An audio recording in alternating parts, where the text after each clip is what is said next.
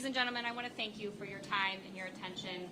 I know it's been a long 7 days, jury selection, and then hearing a lot of tough, difficult evidence.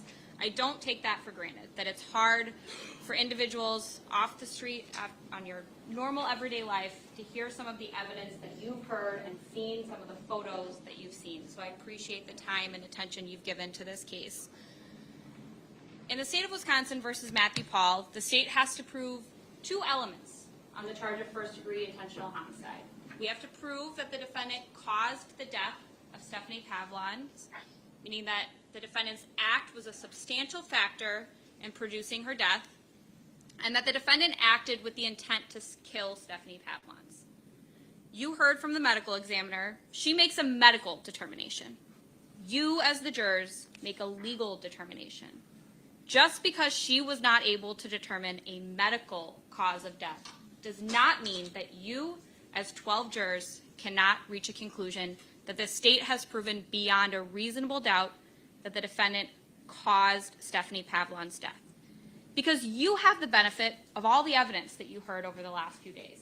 You heard the text messages, you saw the Skype messages, you saw the phone evidence, you saw the interviews, and you know the history between Mr. Matthew Paul and his longtime girlfriend, Stephanie Pavlon.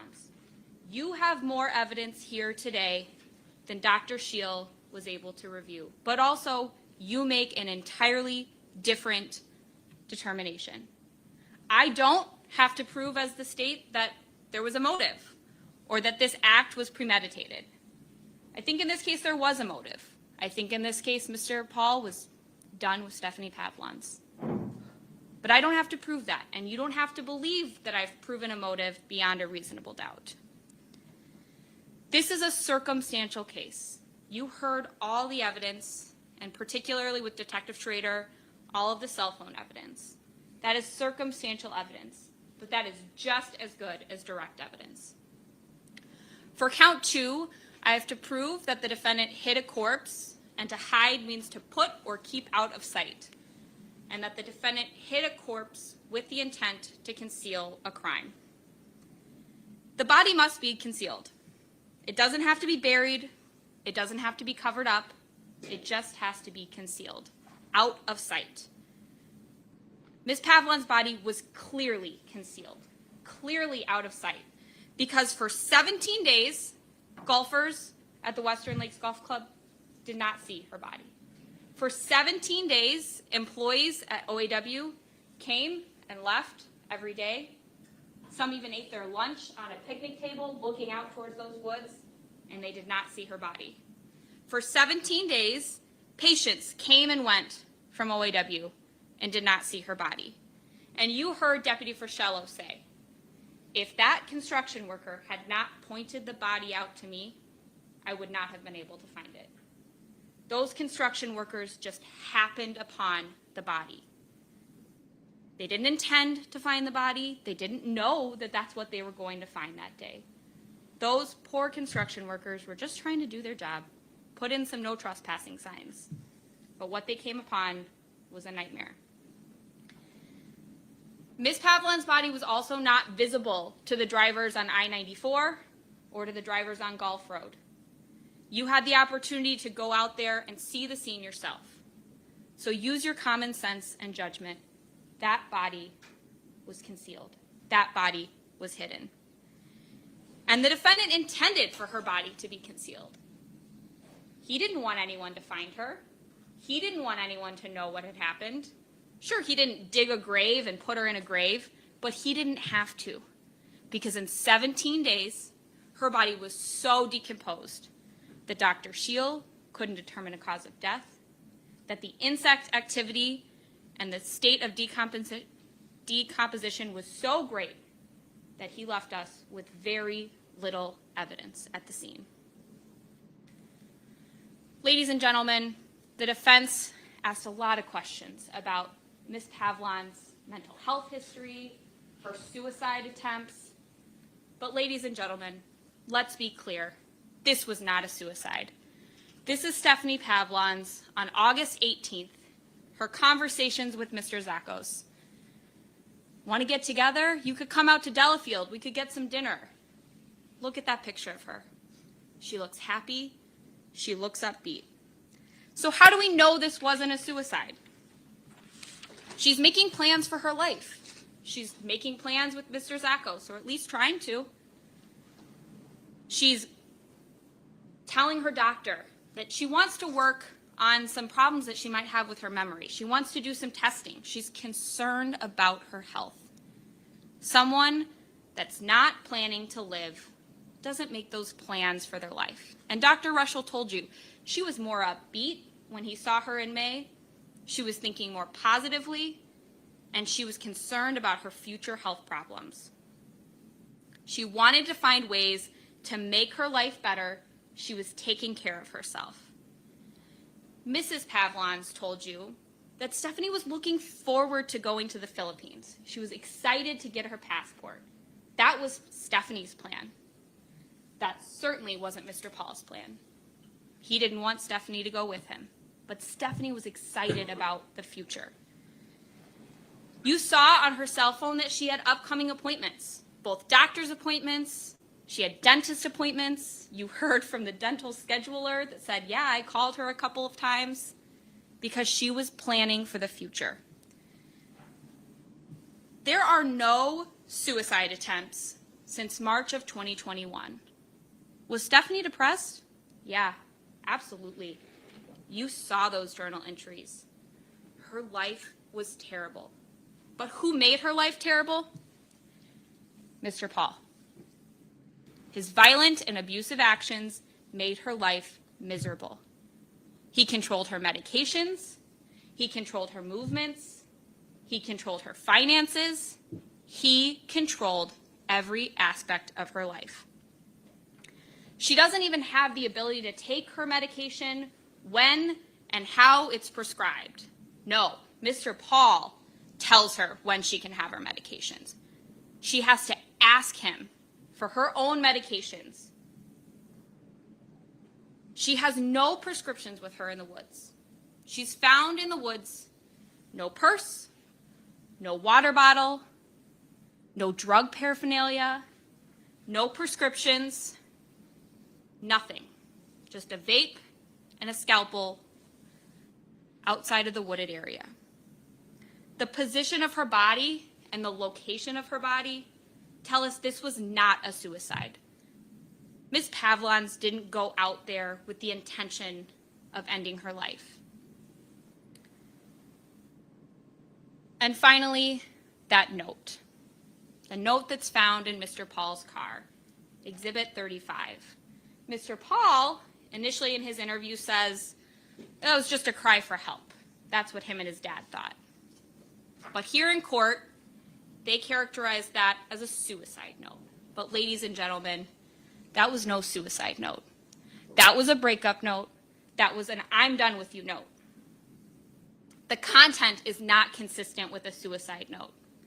And where it's found, think about that. Under the floor car mat, under a piece of foam, on the floor of the passenger footwell. If Stephanie is committing suicide on August 23rd, she surely isn't leaving a message for Mr. Paul under a piece of foam, under the floor mat. We also know that this isn't a medical cause of death.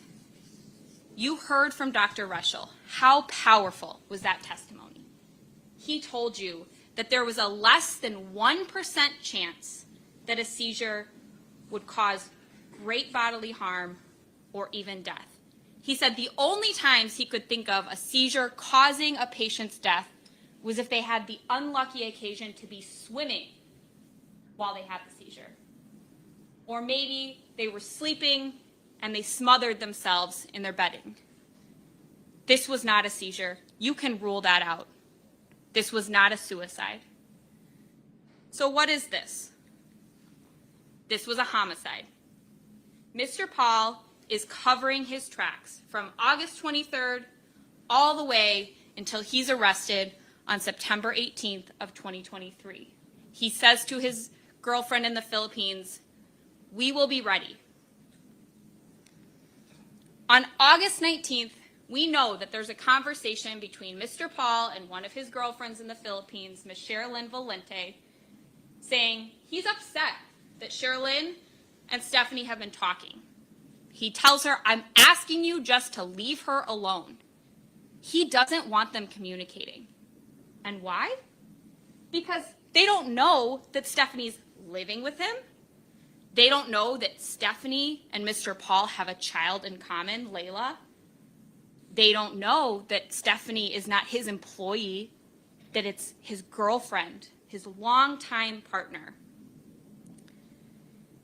He's hoping for a future in the Philippines with a good, honest girlfriend. What he means by that?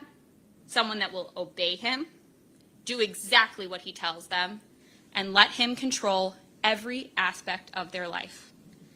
He wants to move on. He wants to be in the Philippines, and that does not include Stephanie.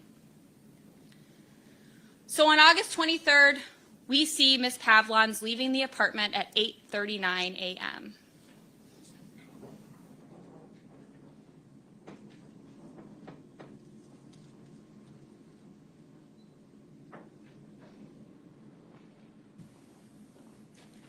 Ladies and gentlemen, that is the last time Ms. Pavlons is ever seen entering, exiting that apartment. You saw her belongings. You watched that video over and over again. And I know we played it over and over again, but that video is so important because it tells us everything about Stephanie in her last moments of life. What is she wearing? What is she carrying? What does she have with her? On August 23rd, the defendant goes to his OAW appointment, and he takes this picture, captured at 9:34. It's pretty curious. Why are you taking a picture in your appointment? But also look at those windows. Those windows were pointed out by the defense a couple of times with a couple of different witnesses. Those windows at the top, you can't see anything out of those. You can't see into the wooded area. And those windows all the way to the other side of the building, there's all kinds of workout equipment. People are being rehabbed, having physical therapy. You can't see out those windows the way the defense wants you to believe. Then between 10:33, when Mr. Paul's appointment is over, and 10:53 a.m., you saw these records. And these are so important, ladies and gentlemen, because they tell us that Mr. Paul on the left and Ms. Pavlons on the right, their cell phones are located at or near OAW for that entire time period. 20 minutes, that's plenty of time. That's plenty of time for Mr. Paul to kill Ms. Pavlons. There's 20 minutes that's unaccounted for. What is Mr. Paul doing during that time? He says he's driving up and down the road looking for Ms. Pavlons because she's just disappeared. That's not supported by the records. That's not supported by the records, and Ms. Pavlons' device was there too. Then from 10:54 to 11:03, you heard from Detective Schrader that both of those devices returned to the residence. At 11:03, you see Mr. Paul's truck enter the Willow Park Apartments parking lot. Then, for about 11 minutes, Mr. Paul is in the parking lot. In his truck? We don't know. There's no cameras that look out that direction, but we know he's not inside yet. At 11:14 a.m., the defendant comes in carrying Ms. Pavlons' pink water bottle.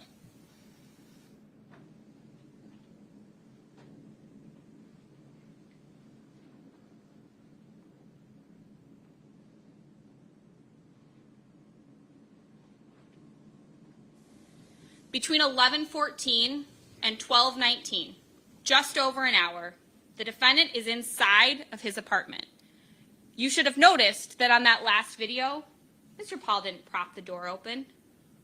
In fact, on any day, August 23rd or after, he doesn't prop the door open for Ms. Pavlons because he knows she's not coming back. He knows where she is. She's in the woods. She's dead. She's not coming back. So he doesn't need to leave the door open. At 12:19, he exits the apartments.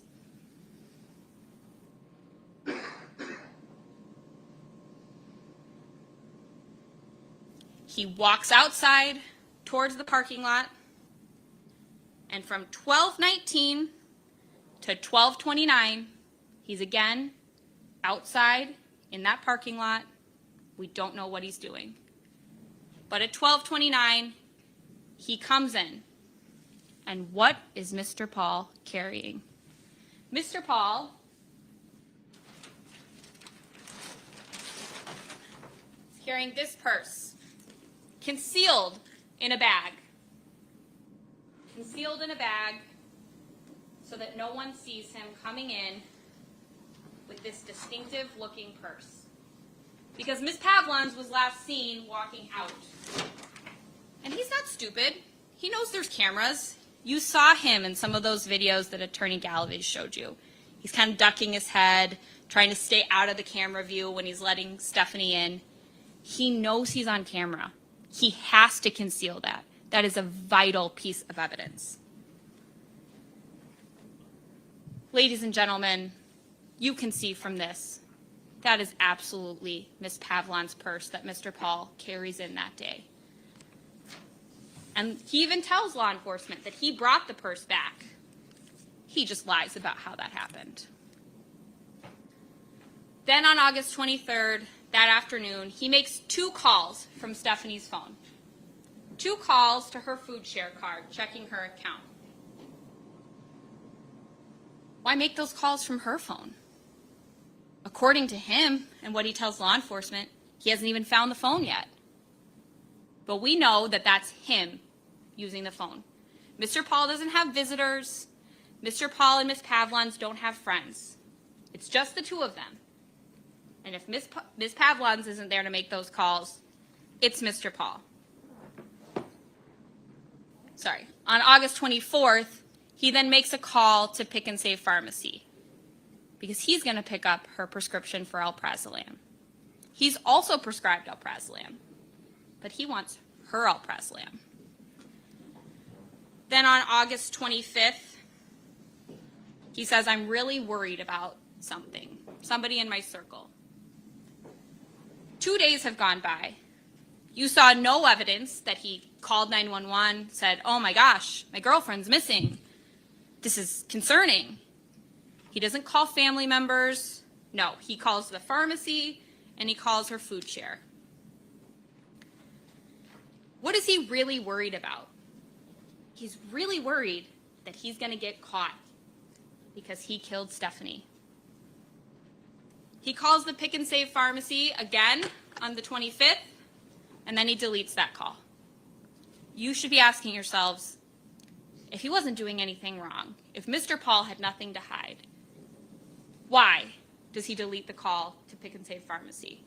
If he was really just picking up her prescription because he was just being a good guy, then why delete the call? That day at 3:17, he picks up her prescription, which, important to note, that bottle's found at his apartment on September 17th. And guess what, ladies and gentlemen? It's empty. Stephanie Pavlons has not once been at that apartment to use her prescription. And yet, the prescription bottle is empty. He says that night to his friends in the Philippines, hoping something bad didn't happen, I'm getting even more worried. Yeah, I bet he's worried. It's been 2 days since Stephanie was last seen alive on camera. He knows she's dead. He knows that he could be in trouble. He even gets Stephanie gets a missed call from her daughter Layla on the 25th. He doesn't answer that Facebook call. He doesn't call Layla back. And again, he doesn't do anything. In fact, on that day, the defense showed you video of him sitting in the lobby, reading the newspaper, just going about his everyday life. Not the kind of guy that looks really worried about someone in his circle. He's really worried about himself. On August 26th, there's an email with Sherlyn Valente. He says, I think something bad happened here. Don't ask me through text. Over and over he says, don't ask me through text. Something bad happened here. Like you murdered your girlfriend? That would be something bad. He says he woke up with a bad feeling. Yeah, a bad feeling that what he's doing is going to get him caught. His web history, he's searching for obituaries, searching Stephanie's name. Not a single soul in the world, except for Mr. Paul, knows that Stephanie Pavlons is dead on August 26th. Not law enforcement, not Mr. and Mrs. Pavlons, not Layla Pavlons, Mr. Paul. This is now 3 days after Stephanie is killed, and these messages about being worried, they just keep coming. Then on August 26th, Stephanie has 3 missed calls from Layla on Facebook. Then Layla calls her phone. She's so worried about her mom. Why aren't you answering the phone? She calls and calls and calls. And we know that 17 minutes later, Mr. Paul listens to that voicemail. We know that. You can see from this evidence. Is this circumstantial? Absolutely. But it shows that it is Mr. Paul that listens to that voicemail. Because what happens next? He says, my niece called, left message. She's in hospital and broke her leg. My God, what next? See, he didn't tell his girlfriends in the Philippines that he had a daughter with Stephanie, because maybe they wouldn't want to be with him. He's creating this fantasy life in the Philippines to escape his real life, his daughter, his longtime girlfriend, and he says Layla is his niece. But then there's all those bring to focus of the police scanner app. See, Mr. Paul knows that Stephanie's isolated. He knows that she doesn't have any friends. He knows that she doesn't have anyone in her life that's going to be looking for her. Except for maybe Layla, except for maybe Mrs. Pavlons. And Mrs. Pavlons told you they'd go weeks without hearing from her. She's an adult. She's living with her boyfriend. It's not that uncommon. But she eventually comes back. She eventually comes and stays at their house. Mr. Paul had a choice on August 25th and August 26th. If he was really worried about Stephanie, if she really just walked off the way he said she did, he could have picked up the phone and talked to Layla. He could have said, hey, I have mom's phone here. I'm really worried. But that's not what he did. That's not what he did because he killed Stephanie. We also know that on August 26th, for the first time in over a month, or over 2 months, Mr. Matthew Paul calls his dad Marvin Paul. This is very suspicious. They haven't talked in a long time. They don't talk regularly, clearly. And then on August 27th, August 28th, they talk. 9/8, 9/9, 9/10, 9/11, 9/12, 9/13, 9/14, 9/15, and 9/17. He's calling his dad almost every day, repeatedly. And he's talking about his conversations with his girlfriends. So on August 27th, he calls his dad. And while he's on the phone with his dad, we know his dad is searching Stephanie Pavlons. Why is Marvin searching for Stephanie Pavlons? That's mighty suspicious. On August 28th, he says, I can't explain in text. See, if Stephanie's missing, or she killed herself, why can't he explain that in text? Ladies and gentlemen, the reasonable explanation here, he can't explain in text because he doesn't want to leave a trail. He thinks he's covering his trail. He thinks he's being smart about this. He's not texting about certain things. But he didn't know that we would know Stephanie's phone went to OAW and came back. He didn't know that we'd be able to look through her entire phone find some things that he deleted. He didn't know that we were smarter than him because he thinks he's the smartest guy in the room. Ask yourself, why? Then on August 29th, he again searches obituaries, and this time Pavlon's. Detective Schrader said he was conservative in how he listed these web histories. That each time he listed a web history, that was because it was a new and unique search, telling you that Mr. Paul was making a new search for Miss Pavlon's on August 29th. Again, no one in the world on August 29th, except for Mr. Paul, knows that Stephanie Pavlon's is deceased. Then this really weird exchange happens on September 4th. He poses as Stephanie. Mr. Paul uses Stephanie's account to reach out to his girlfriend in the Philippines because they haven't been talking because he's been mad at her. He wants her back, but he's not going to be the one to reach out. So he reaches out through Stephanie's account. He sends her these messages, hey, what's happened with you and Matt? And then suddenly, Matt and Sherlyn start to talk again.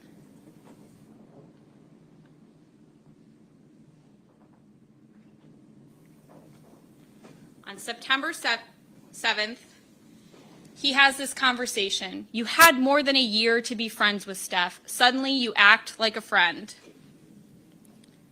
She says, I'm sorry about Steph. She wasn't being a good friend, and to just leave it alone. He's mad. He's pretending to be mad because he doesn't want them to talk. But he knows. Mr. Paul knows. Sherlyn wasn't talking to Stephanie. She was talking to Matt. And the day before, on September 6th, we know that he drives around the backside of OAW. You saw those really slowed dash cams as he comes around the back, just looking at that little wooded area where he left Miss Pavlon's body.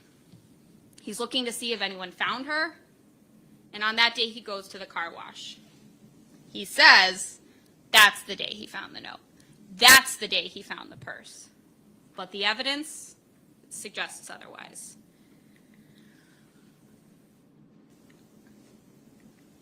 Then on September 9th, he's supposed to go to OAW. He has another appointment, but when he gets there, he is not expecting to see the law enforcement presence that is there. He is so caught off guard. He is so surprised. You saw him on that dash cam. He's in the right lane of travel, and he's like, whoop, nope, not going in there. Definitely not going in there right now. Got to figure this out. Ooh, what should I do? Yeah, I should probably drive all the way down into a subdivision, turn around, get my wits about me. He's probably thinking if I don't go to the appointment, that'll look really suspicious.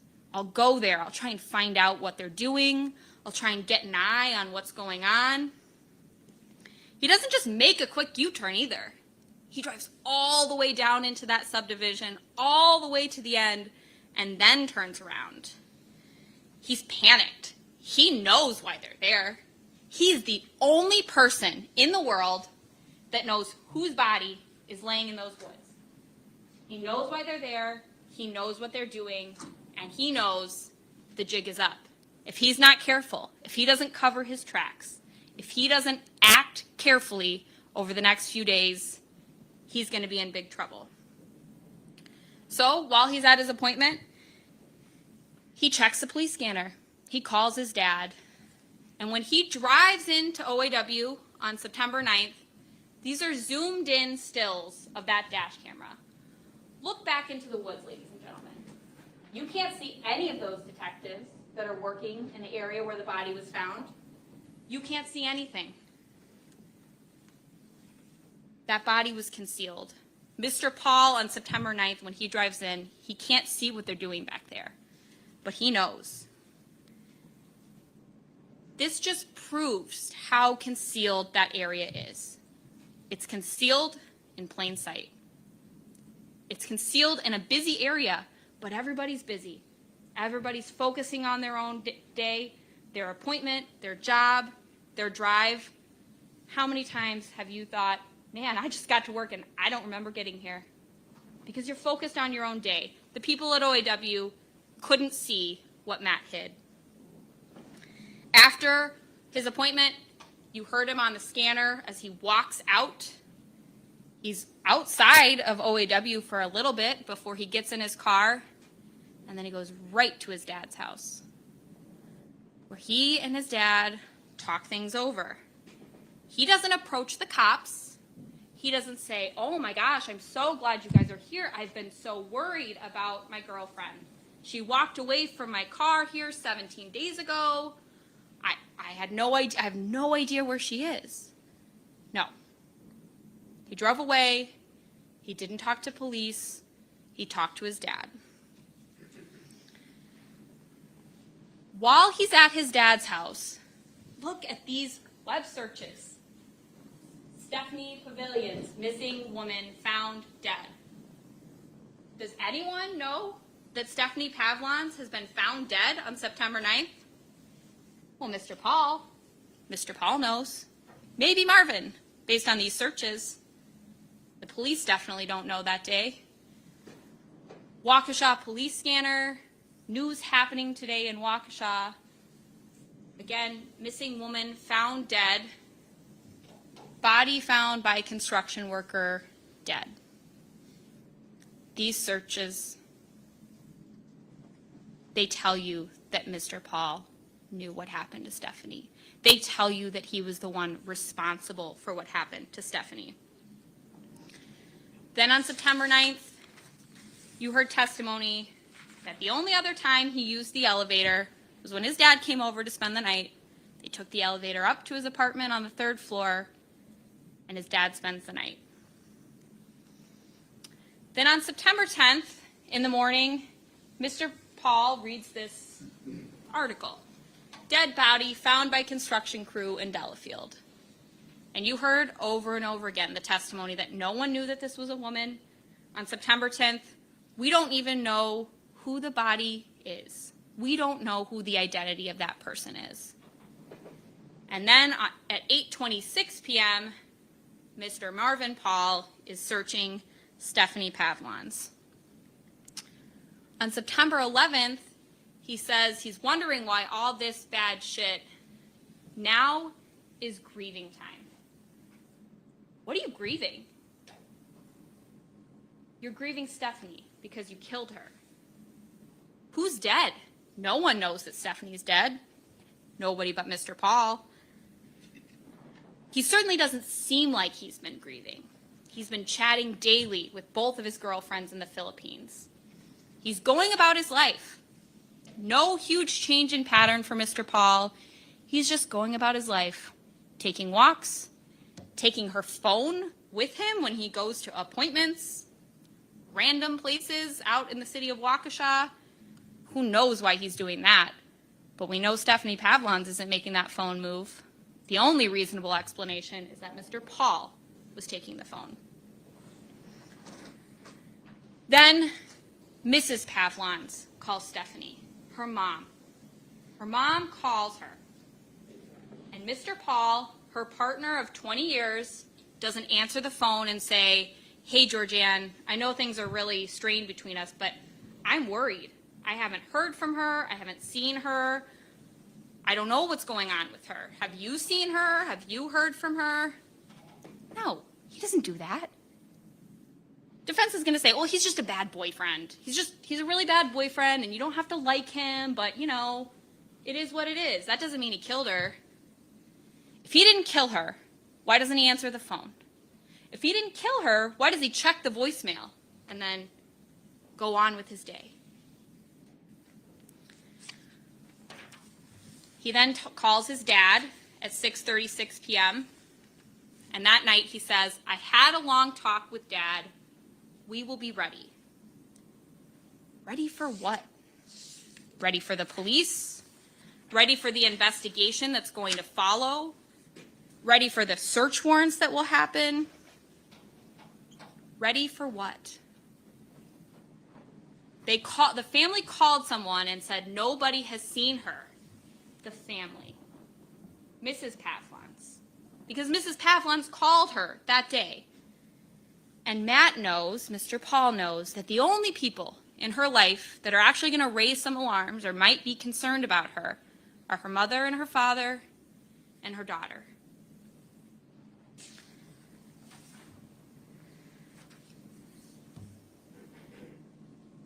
Then on September 12th, again, web searches for obituaries and funeral services. Now keep in mind, this is the day that Mr. and Mrs. Pavlons learn that their daughter is deceased. They're notified on that day by Detective Fredericks and Detective Plennis. They make the death notification. And on that same day, Mr. Paul, who has not been notified by law enforcement, is searching for her obituary. Mrs. Pavlon calls again that day. Mr. Paul still doesn't answer. He deletes the call to the voicemail, and Marvin is checking CCAP and dead body found by construction worker. Dead body found in Delafield. September 14th, if you don't hear from me because something happens, I'll get with you ASAP. In case something bad happens, he says a lot of chatter about this and that, but nothing concrete, not texting anymore. This is a constant theme. He won't put it in text because he knows if he'd put it in text, I'd be reading it here, right here for you in court. He knows that. He's not that stupid. He knows he has to be careful. He can't text it followed by calls. What are they talking about on the calls? We're never going to know that. Then on September 15th, he says, driving back from Dad's, got my banking business done for overseas traveling.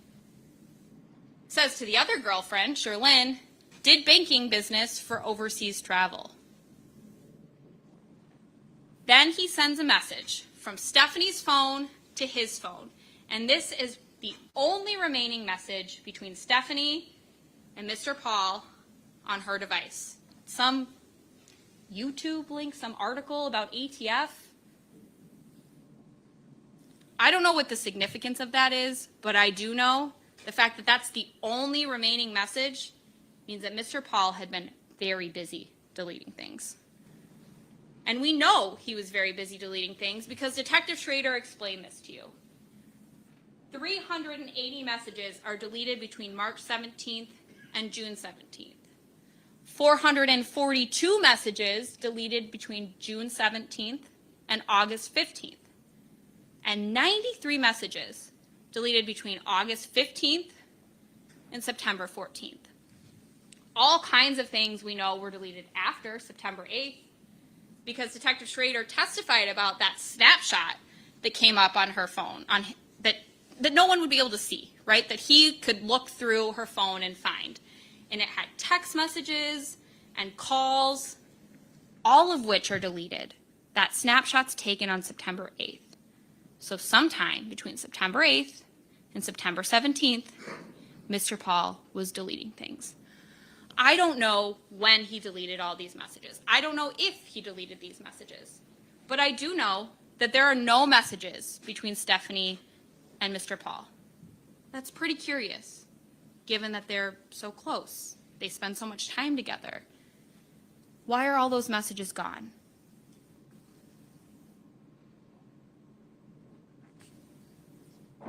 If Miss Pavlons is just missing, if she's just walked off, if she's committed suicide, why is he deleting things? Why is he deleting voicemails? He's covering his tracks. He will be ready. And 66 times he brings to focus the police scanner app on 9/9.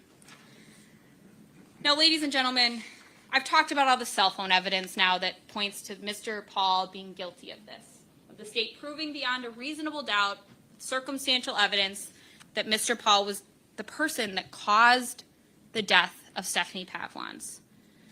I want to talk to you about that interview. I know that was a lot of days ago, and a lot has happened since then.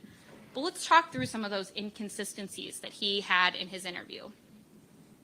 When he's asked about the phone, he gives a few different versions. First, he says, well, I found it when I found the purse, which is on September 6th when he's at the car wash. But then he says, no, she didn't have her phone that day. She left it at the apartment. Because I said, oh, I'll text you when I'm done with my appointment. And she said, oh, I left it at the apartment. See, but he didn't know that we could track her phone. He didn't know when he made that lie to the police that we had tracked her phone to OAW and back. So he got caught in a lie. And what does he do? Oh, well, I thought, maybe her mom picked her up. Well, how could you call her mom? Well, I couldn't call her because, she didn't have her phone because I had her phone. Right. He's trying to cover his tracks. He doesn't know what we know. So during the interview, he's constantly asking law enforcement, well, what do you know? Well, what did you see out there? Well, what was going on in the woods? What were you guys doing yesterday? He's trying to gather information from them so he can weave his story together. And he weaves some truth in with the lies because he thinks that'll make it more believable. When he's asked about the purse, he says, well, I found it at the car wash. Before he knows he's caught in the lie, he says, yeah, it was the black purse. Yeah, that black purse, sure. Yeah, I brought that in. He's asked, well, how did you bring it in? He's like, well, it would look strange if I just, carried it on my shoulder. But he never answers the question directly. And then, when confronted, he says, oh, that's not the purse. That doesn't prove anything. That doesn't prove anything. Well, Mr. Paul, it proves a lot of things. It proves that you knew Stephanie wasn't coming back. It proves you had the purse on August 23rd. Why did you have her purse on August 23rd? Then he says, oh, no. It was a different purse that I found on September 6th. It was a gray purse. Okay. The damage was already done. We'd already caught him in a lie. When he's asked about the note, he claims to have also found that at the car wash. And at one point he even says, oh, well, if I had found the note and the purse together, then I would have been really worried. I probably would have done something. About that. Well, he didn't. He didn't do anything about that. He didn't find the purse and the note together at the car wash. You saw that video. He wasn't like, oh my God, a note from Stephanie. I didn't know she left this. No. He takes the mats out. He hangs them up, comes back. He doesn't vacuum the car. He doesn't spray down the mats. He just takes them out and puts them back in. See, because here's where Mr. Paul's deliberate. He knew there was video. He knew we were watching. He's trying to cover his tracks every day. Bit by bit, he's trying to create a narrative. He doesn't say it's a suicide note that day when he's interviewed. He doesn't say, yeah, I thought Stephanie tried to kill herself based on this note. That's not what he says. He also doesn't tell law enforcement that it's going to be found under a piece of foam under his car mat. That was weird. He cannot remember the last time that he saw Stephanie. It's more than 20 minutes, maybe even more than 40 minutes into the interview before he finally nails down, well, I think we went mattress shopping the day before. Okay, well, what happened the next day? Mr. Paul? Yeah, I think I went to OAW. Yeah, I think she went with me, but I don't know. Did you stop anywhere? Yeah, I don't know. Oh, yeah, no, actually, when I came out of my appointment, she was just gone. Ladies and gentlemen, that makes absolutely no sense. He doesn't have a story that fits the evidence. He tried to cover his tracks. He tried to do things that he thought would be distracting to us, but we found the evidence. The cell phones changed the game. Throughout that interview, he's trying to control the narrative, say that this was suicide, bring up every time they try to ask, well, when was the last time you saw her? Oh, well, she's really suicidal. Yeah, she's a basket case. She's got problems. Let me tell you about all her problems. He doesn't sound like someone that's worried about the well-being of his girlfriend. He doesn't sound like someone that's concerned that she might be deceased, because he knows what happened, and he's trying to spin a web of lies. We know that after this, he travels to the Philippines. He goes to be with his girlfriend in the Philippines, and he comes back. Why did he go to the Philippines? Well, maybe he went there to be with his girlfriends. Maybe he was hoping to move there, get away from this case. He hadn't been charged yet, avoid any charges, which is why that extradition note, that's what we've called it, the note that's found in his apartment saying extradition yes, extradition no. That's why that's so significant. He's looking for countries where he can't be brought back here to face the justice that Stephanie Pavlons deserves. He's not the smartest criminal. He's not the stupidest criminal. I don't have to prove to you that he's extra smart or that he made dumb decisions. Some of the things that he did don't make sense. You might be thinking, well, if he did this, why wouldn't he just dump his phone in the river? Well, I don't know. But he did it. And we have that evidence. And the phone evidence is powerful. The phone evidence is circumstantial, but bit by bit, as Detective Schrader went through that timeline, the state built its case. And Ms. Opper in her opening asked you to be patient. And I know you all were patient with the state as we built our case. Because this isn't a case where we had an eyewitness. This isn't a case where we had the homicide on video. We had to do hard work to prove this case. Each piece of evidence builds on one another. No single piece of evidence is determinative in this case.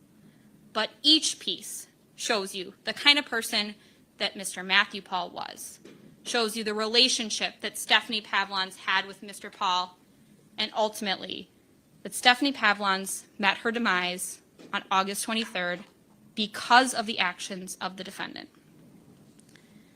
This is a circumstantial case, ladies and gentlemen.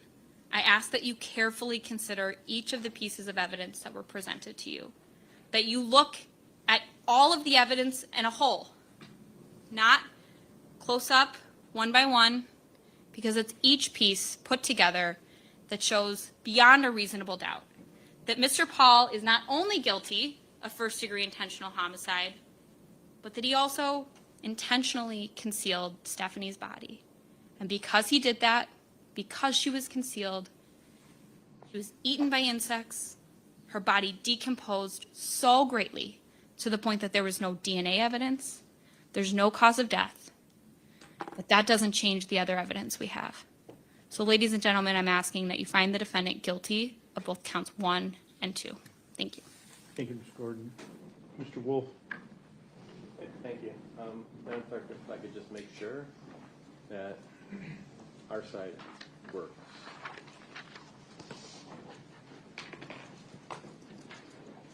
Thank you, Your Honor.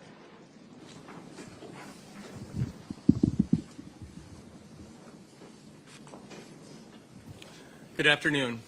You, the jury, are now charged with trying to assemble the recipe for the charged offenses on August 23rd of 2022. You have certain major ingredients. We know that Matthew Paul and Stephanie Pavlons had been in some type of relationship for well over 23 years. Again, they had an adult daughter, Layla, together. We know Stephanie and Matthew never married. They had an on-again, off-again relationship. Stephanie spent periods of time with Matthew, and she spent extended periods of time at her parents' home in Delafield. Her driver's license was for the Delafield home, and she listed the Delafield home to medical providers. We know in 20 and 21, Matthew communicated regularly with at least 2 girls in the Philippines. Stephanie was not only aware of this, but she also communicated with at least one and likely both of them. We know Matthew and Stephanie had medical issues, and both were taking prescription medication. We know Stephanie had a history of mental health issues, including suicide attempts. We know in the summer of 2022, Matthew broke his foot and needed to go through several months of physical therapy. And then we know Stephanie stayed at Matthew's apartment the night of August 22nd, 2023. The next morning, they left the apartment building and drove to Orthopedic Associates in the town of Delafield, and they stopped at Quick Trip on the way. Matthew attended his therapy appointment, then drove directly back to his apartment, and Stephanie was no longer with him. We know on the morning of September 9th of 2022, some workers were placing those no trespassing signs around that wooded area, and they located Stephanie Pavlon's body. Finally, we know the Waukesha County Medical Examiner cannot determine the cause or manner of death for Stephanie Pavlon's. You as a jury have heard 7 days of testimony. You've heard from 28 witnesses and seen hundreds of exhibits. That testimony and that evidence does not provide the full picture, and they are not the necessary ingredients, and they are not sufficient for the crimes charged. I also would like to thank you as the jury. You've made sacrifices from work, you've made sacrifices from your family. This is not only your civic duty, but we all have a desire to see that justice and fairness are preserved. You've given Mr. Paul the opportunity to have his day in court, and I believe we have demonstrated he is not guilty of these crimes. If you remember back to jury selection, the questions were meticulous, they were repetitive, and they were selective. And I want you to think about why. Why is because we wanted 12 people who could reason. We wanted 12 people who could listen carefully to the evidence. And we wanted 12 people who could apply common sense. Remember back to jury selection again that you promised to presume Mr. Paul innocent. And again, he was innocent in the eyes of the law. And I hope and trust that you presented him innocent at the onset of this case. Finally, you promised to hold the government to the burden of proving Mr. Paul guilty of these crimes beyond a reasonable doubt and to a moral certainty. And I call upon you to abide by that promise. You've all heard the phrase reasonable doubt. It's been mentioned in this and other trials. The judge will provide you a definition of it, and the state has the burden of proving each and every element beyond a reasonable doubt. Prosecutors, lawyers, and even police officers work within standards that are called burdens of proof. Burdens of proofs are levels of certainty as to whether a fact is true. Perhaps the lowest burden is a mere hunch or a suspicion. The next level would be reasonable suspicion. And reasonable suspicion is defined as having specific facts that a specific individual did something wrong. Reasonable suspicion is needed for a police officer to make an involuntary contact, like a traffic stop. Next would be probable cause. Probable cause is a reasonable amount of suspicion, supported by circumstances sufficiently strong to justify a person's belief that certain facts are probably true. Probable cause is needed to arrest an individual for a criminal act. Then there's preponderance of evidence, which would be the next burden, and this is a balance of probabilities. And it is met if there is more than a 50% chance a fact is true. This is a general standard in civil cases. The next burden is clear and convincing evidence, and this means that a fact is highly and substantially more probable to be true. Finally, we have your burden of proof. Proof that something is true beyond a reasonable doubt. Again, this is proof of something so convincing that you would be willing to rely upon it without hesitation in the most important aspects of your life. This is something you have been told, and there is no plausible reason to believe otherwise. A criminal conviction is something so important that our legal system requires the government to prove someone committed each and every element of each charged offense beyond a reasonable doubt. Again, Mr. Paul is charged with 2 offenses. The judge read the jury instructions, which give you the specific elements. I ask you to please review those elements very carefully. Reasonable doubt does not require you have the exact measurements of every required ingredient. However, it does require at the end you have a proper cake. I'm comfortable that the government has not met its burden. You need to sort through all the items in your pantry. See what is needed for the recipe. You need to focus on what relates to those events of August 23rd and how or if those ingredients even contribute to the proper recipe. Tragically, Miss Pavlon's body was found in the woods on September 9th. Mr. Paul was the last person seen with her. The police interviewed Georgianne Pavlons, and they reviewed some surveillance video. They arrest Mr. Paul, they search his apartment, his car. A week later, they interview Matthew and his family. They hold Matthew for 3.5 hours, then interview him for 2, but they have to release him. A year later, after spending hundreds, if not thousands of hours focusing on Matthew Paul's movements and his electronic communications, they arrest him. They conduct yet another search of his apartment, and they charge Matthew Paul with first-degree intentional homicide. But there is reasonable doubt. The state has pointed out that Matthew must be guilty because he appeared to know something between August 23rd and September 17th. Stephanie drove with him to that scheduled appointment at Orthopedic Associates on August 23rd. Stephanie spent much of her time otherwise at the family home in Delafield, so she had a safe place to stay. Stephanie received SSDI for income. She had support from her parents. They drove her, and she had electronics at the house. Though she left her phone in the truck, she could text, Skype, and email on iPads. Most of her calls and texts were actually with Matt. Stephanie had emotional issues, and she also kept to herself. When he came out of his scheduled appointment, Stephanie was no longer there. He drives around a bit, but the cell phone mapping shows he didn't go much more than 300 meters or about 1,000 feet from the area of the appointment. But he would give Stephanie her space. He went home, he brought her stuff up to the apartment, so it was there when she returned. Matthew goes about his life. He checks the mail, he reads the paper, he goes for a bike ride, and he follows his routine. A few days go by, and he starts to express concern. You saw that in his communications. As you heard, Matthew is private, and he is paranoid of the government. He is worried that if something happened to Stephanie, he will be blamed. Then comes September 9th. Matthew sees a large police presence right next to Orthopedic Associates, and that's where he last saw Stephanie. His concern and his paranoia are really going.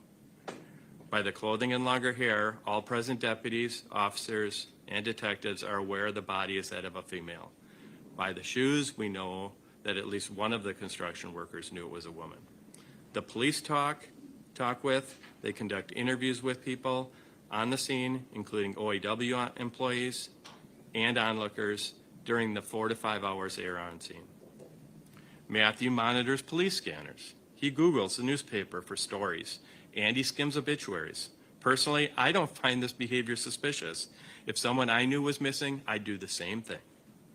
He is now very concerned about Stephanie's whereabouts and her condition.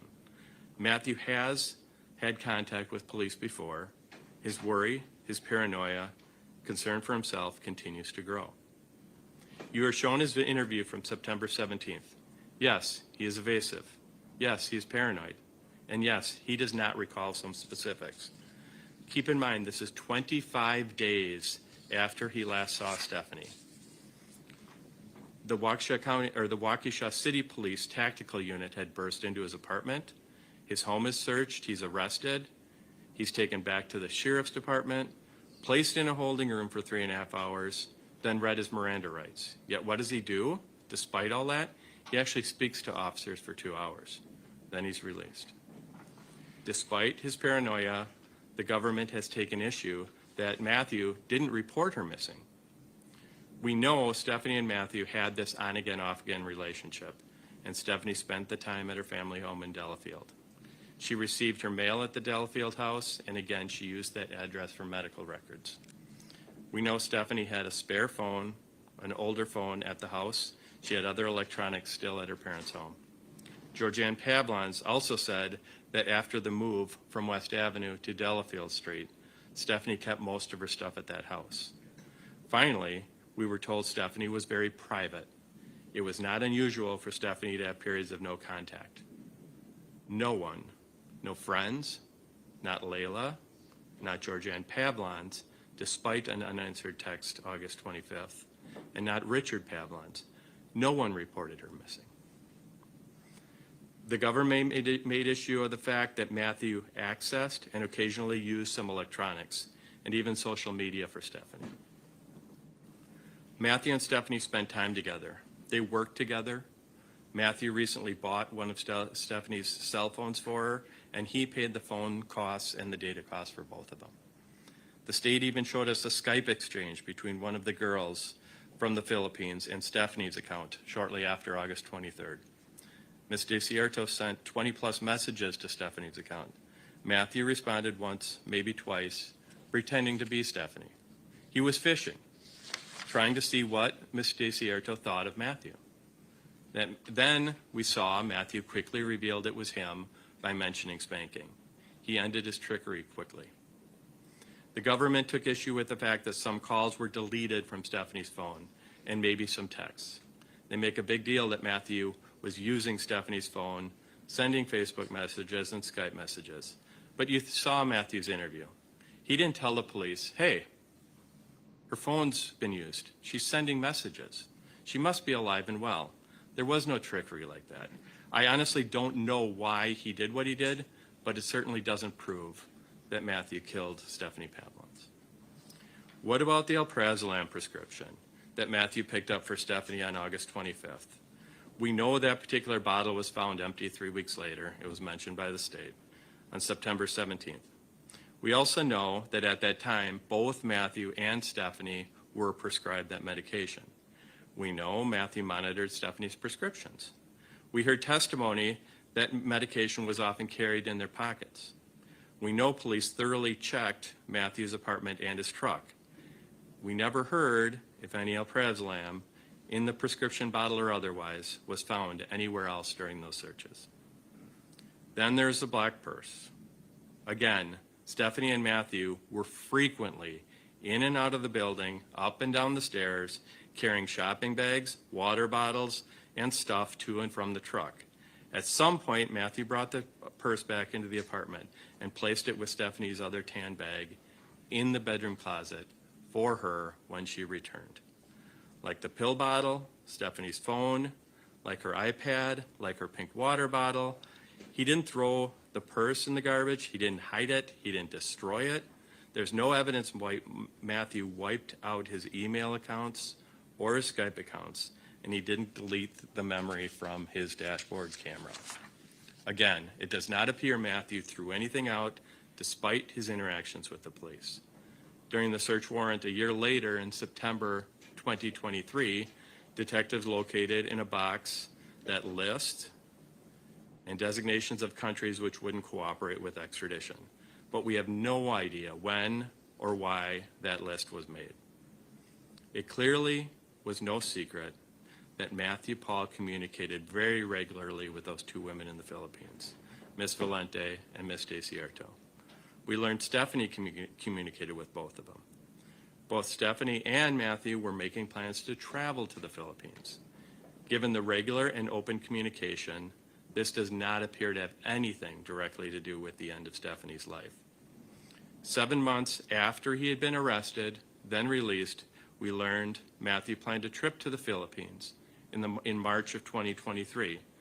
Despite his DNA being taken right before he left, thus knowing he was still a person of interest, Matthew Paul returned to Waukesha as scheduled in June of 2023.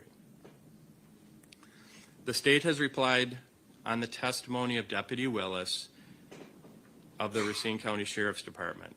Deputy Willis is a handler for Raven, and they had gone through cadaver search training. We heard a lot about Deputy Willis and Raven's training. Most of the training involved actual human remains. Deputy Willis testified the NNDDA is voluntary. It's a voluntary membership, and he pays an annual fee. No specific education is required, and he's not even required to take training notes. He is tested or certified once a year or so, and was tested and certified by Ms. Corcoran, who is his regular trainer. Furthermore, we learned that Raven's, most of it Raven's real life, that most real-life actual searches involve searches for entire human cadavers, and in one case, a tooth. If an area law enforcement agent needed a dog to search an area to see if there were human remains, I would be the first to tell them to call Deputy Willis and Raven. However, there's a very big difference between operational efficiency and forensic reliability for a criminal trial. We heard from several lab technicians and other experts. We heard about the importance of blind testing, even double-blind testing. From certain experts, we heard words like statistical confirmation and certainty. We also heard in one certification test for the NNDDA that Deputy Willis and Raven had an 80% proficiency. And that was a test that included human remains. And that was acceptable for his certification under the NNDDA policies. Again, I'm not saying Raven isn't a valuable tool, but detection by Raven does not come close to the reliability and validity required under most all forensic standards. Let's talk about the search that occurred and the circumstances under which that search occurred on September 19th, 2022. We heard from Detective LaFleur. She was working in the ID Bureau and took initial custody of Mr. Paul's Tacoma pickup truck. She directed the truck be placed in the pole barn for 2 days prior, and that was on September 17th. She said the pole barn or garage was pretty full. Though she was in charge of the inventory for that pole barn, she could not say where or what specific vehicles were in the garage on the date of the search. She was aware that there were at least 2 vehicles that were involved in fatal accidents. We learned there were many more, and she appeared to be unaware of those. We learned about the position of Mr. Paul's truck during the search. It was parked alone at one end of the garage. Moreover, it was immediately at the starting point and thus the end point of the search. We also learned from Deputy Willis that human cadaver odor can transfer to containers and other items, even if they do not come in contact. So Mr. Paul's truck spends 2 days in that pole barn, in the vicinity of numerous vehicles that had substantial, confirmed dead human cadaver contact. At Deputy Willis's direction, Detective LaFleur even burped each door of Mr. Paul's pickup truck, moving the air from within, but also around the pickup truck. She was not directed to burp any other vehicle, and even Deputy Willis stated this was a less than an ideal environment for a cadaver dog search. Then the search begins. Raven starts the search adjacent to Mr. Paul's pickup truck with no change in behavior. We know Raven did not indicate on most of the vehicles that were actually involved in human fatality accidents, including numerous vehicles, motorcycles. And Raven did not even exhibit a change of behavior in most all cases, nor did she provide an alert. Then we learned that when Raven was nearly back to the starting point, done with the search area, she turned around. Then Deputy Willis started walking away. Raven looked up at him, then walked back to the rear of the pickup, and Raven sat down and appeared to provide a formal alert. The dog walked past the pickup truck, then changed her behavior when she was just about back to that service door. This test was certainly not double-blind. The detectives were all aware of the target. The test wasn't single-blind. Deputy Willis was advised of the target. Again, why is this important? It's important because of increased likelihood of human cueing, either intentionally or more likely unintentional. Cueing by Deputy Willis and cueing by the deputies present. We were also told by several experts and detectives that preservation during evidence gathering is critical. And it's critical for documentation. It's critical in criminal cases when there is a need for review, for critical analysis. Deputy Willis even takes photos for his training notes. On September 19th, Deputy Willis and certainly the Waukesha County Sheriff's Department had the capacity to record that canine search. Video would have been best, photo would have been good, especially to have an inventory of that, specific inventory and placement of cars in the garage. But we have neither. We have no way to review or evaluate what truly and accurately happened.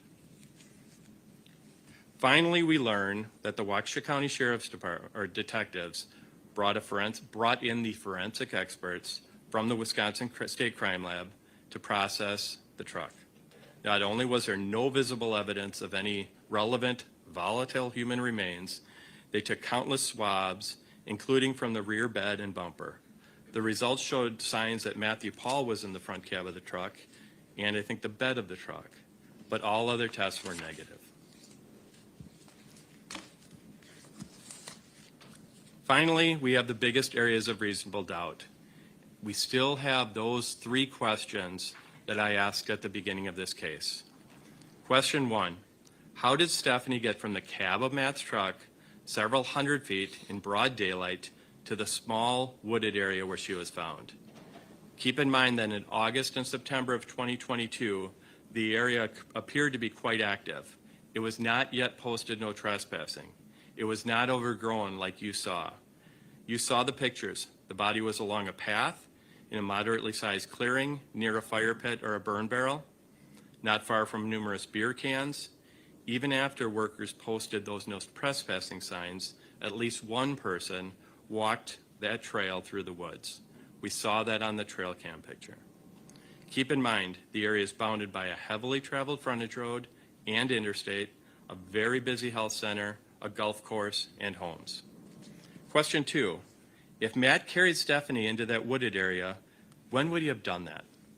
Keep in mind, Matt was still dealing with his broken foot.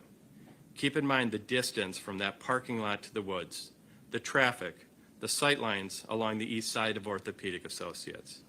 Keep in mind that the government has hundreds of hours of camera footage and cell phone mapping, cameras that capture every single time Matthew leaves or enters that apartment building. That door 4 camera that captures every single time Matthew's truck leaves and enters the apartment. Those comings and goings correlate to cell phone mapping. Other than a few scheduled daytime appointments, there is no evidence that Matthew ever went back to the area of Orthopedic Associates. Think about this. If Matthew Paul somehow killed Stephanie, why didn't he flee? He didn't flee after August 23rd, 2022. He kept his appointments at Orthopedic Associates. He kept his routine. He didn't flee after being arrested September 17th of 2022. He also could have stayed in the Philippines, but he returned as scheduled to Waukesha in June of 2023. Finally, we have question 3, and that is, what proof does the government have that Stephanie was actually killed by another person? Could it have been suicide? Could it have been a medical issue? Now, we had Deputy Schrader's outline that took a good part of 2 days. After scouring days, perhaps weeks, of surveillance footage, thousands of emails, hundreds of Skype messages, and other cell phone data, he provided his PowerPoint presentation. That PowerPoint presentation not only very selectively picked which messages and data to show, he actually showed just select portions of many of those messages. Still, none of those 3 questions were answered. The government certainly wants Stephanie's death to be a homicide. They presented selective evidence to support their theory. However, there are countless theories, and those theories are not inconsistent with the testimony and the evidence. Again, members of the government said Stephanie was murdered in the woods. Then maybe Stephanie was murdered in the pickup truck, then somehow dragged to the woods. Keep in mind, family members said Stephanie liked to go for walks outside, especially if she wanted to smoke. Maybe Stephanie walked into the woods to vape and something happened. Keep in mind, Stephanie accidentally urinated in Matthew's truck during an appointment 2 weeks earlier. And we know Stephanie did not use the restroom at Quick Trip. Maybe Stephanie walked into the woods to use the restroom and something happened. Maybe Stephanie accidentally overdosed on her prescribed medication. Stephanie's own mother, Georgianne Pavlons, testified Stephanie talked about suicide. We learned Stephanie recently overdosed on her prescription medication. We also heard Stephanie had visible cuts on her wrists. We have Stephanie's journals, and we have the note that was found in Matthew's truck. Perhaps it was an intentional overdose. While admittedly, not likely, Stephanie could have used that scalpel, but there's not necessarily evidence of that. All I'm doing is trying to express the number of things that could have happened that aren't inconsistent with the evidence. We also know, finally, that officers found that empty container of Stephanie's seizure medication at the family home in Delafield. And we heard Dr. Rochelle talk about the correlation between stressors and epileptic seizures. Perhaps Stephanie had a seizure or another medical event. We have our Waukesha County medical examiner, Dr. Shields' testimony. She examined the scene. She examined the clothing. She examined Stephanie. Excuse me.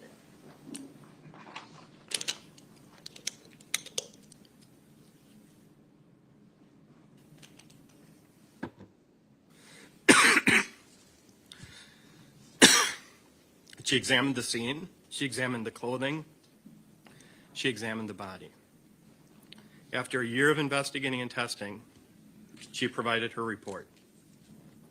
Though her initial impression was that Stephanie's life ended in those woods, she could not be certain where she died. She could not rule out strangulation or suffocation, though the hyoid bone was intact. She could not rule out stabbing or other sharp object injuries. She even said there were two small, or we even heard testimony that there were 2 small spots on Stephanie's shirt which tested positive for human blood, but there was not evidence of substantial blood loss or marks on the clothing, the skin, or the bones. She could not rule out an overdose or a medical death. She could not even rule out a car accident, though that's doubtful. Dr. Shields determined cause of death and manner of death was undetermined. This was affirmed by Dr. Truesdale, the state's death investigator, and this was affirmed by Dr. Hale. Again, there were thousands of emails and Skype messages, and the government picked some messages from 2021 and a few in early 2022 that demonstrate Matthew was unkind and at times downright mean towards Stephanie. This was especially true when he was discussing the misuse of her prescription medication. We also saw a few selections from Stephanie's journal, which were over a year prior to August of 2022. Matthew Paul was private. Matthew Paul was clearly paranoid. Matthew was at times less than kind, perhaps much less than kind, with women, in particular Stephanie Pavlans. But being a bad boyfriend does not make him a murderer. In summer of 2022, we don't have any of those type of entries. We don't have those journal entries. Stephanie was freely and willingly going back and forth between the Delafield house and Matthew's apartment. Keep this in mind. Georgianne Pavlans testified, and she stated that she was not worried about Stephanie's safety when she was with Matthew Paul. All this testimony and all this evidence is your pantry full of ingredients. You have certain background facts, and those are like the items in the fridge. The government has tried their best to assemble the specific ingredients. They decided Matthew Paul somehow killed Stephanie Pavlans. They have selected evidence to fit that theory. I sincerely hope that over the 7 days of testimony, you took good notes so that you're clearly aware of what was actually testified to. The state has baked what they want to be a chocolate cake. It doesn't look right, and it doesn't taste right. You will have the right to review some of the evidence. If you want to see a video or picture or certain documents, you can ask. You can see the video of Matthew coming back to the Willow Park apartments after that appointment on August 23rd, 2022. No dirt, no sweat. He looks just like he does on any other day, and he acts just like he did on any other day. I do have a final note before I finish up. I assume at times during the trial and presentation of evidence, you observe Matthew Paul talking to either Attorney Galaviz or I. I can tell you, he knows the evidence in this case probably better than me. I did not always like when he interrupted me, but he was passionate, and he pointed out when evidence was inconsistent with the evidence. Think about it. If a trial defendant just sat quietly, people may make other assumptions. Matthew is fighting for his freedom. Ladies and gentlemen of the jury, you sit today in this case as 12 judges, 12 individuals who control the destiny of Matthew Paul. You sit here today as the ultimate law enforcement officers. Please give this case your full attention, deliberation, and analysis. There is not proof beyond a reasonable doubt. Though there has been significant proof that Mr. Paul is innocent, he doesn't have to prove that. He doesn't have to prove anything. However, given the evidence and testimony, the state certainly has not satisfied their burden of proof with respect to the crimes charged. I am confident you will render verdicts that will be consistent with good common sense and logic and find Matthew Paul not guilty. Thank you. Thank you, Mr. Wolf. We can flip it back to the safe table, please. Sorry.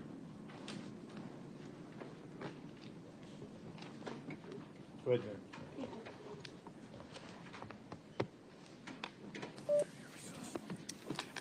Ladies and gentlemen, this is a classic story of escalating domestic violence. We know that there was a history of domestic violence incidents between Mr. Paul and Ms. Stephanie Pavlons. And we know that largely from her journals, because Ms. Stephanie Pavlon kept those journals in 2020 and 2021. Unfortunately, we did not find a journal from 2022. So I don't know what was happening in Stephanie's life in 2022, but we do know that on July 6th of 2020, she writes, "I feel trapped." July 9th of 2020, sick of being called every name in the book, no purpose but to be abused, he's Dr. Jekyll and Mr. Hyde. On August 2nd of 2020, I'm afraid of Matt, but have nowhere to go. September 2nd of 2020, scared to death of him, have no one. October 7th, 2020, she has a blown eardrum, a black eye, and you heard testimony that she went and saw an ENT. October 29th, I'm going to end up 6 feet under. Those are just selections of different journal entries that Ms. Pavlon's made. We know that Mr. Paul was abusive, controlling, and violent. And we know that Mrs. Pavlon said she knew this was an unhealthy relationship. She doesn't know these details. She doesn't know the 100% of what detectives testified we learned. She didn't see text messages. She didn't see Ms. Pavlon's journal entries. She had no idea the violence was this bad. But as we know in domestic violence cases, domestic violence goes unreported. Victims of domestic violence don't tell their closest friends and family. It's humiliating. It's embarrassing. It's terrifying.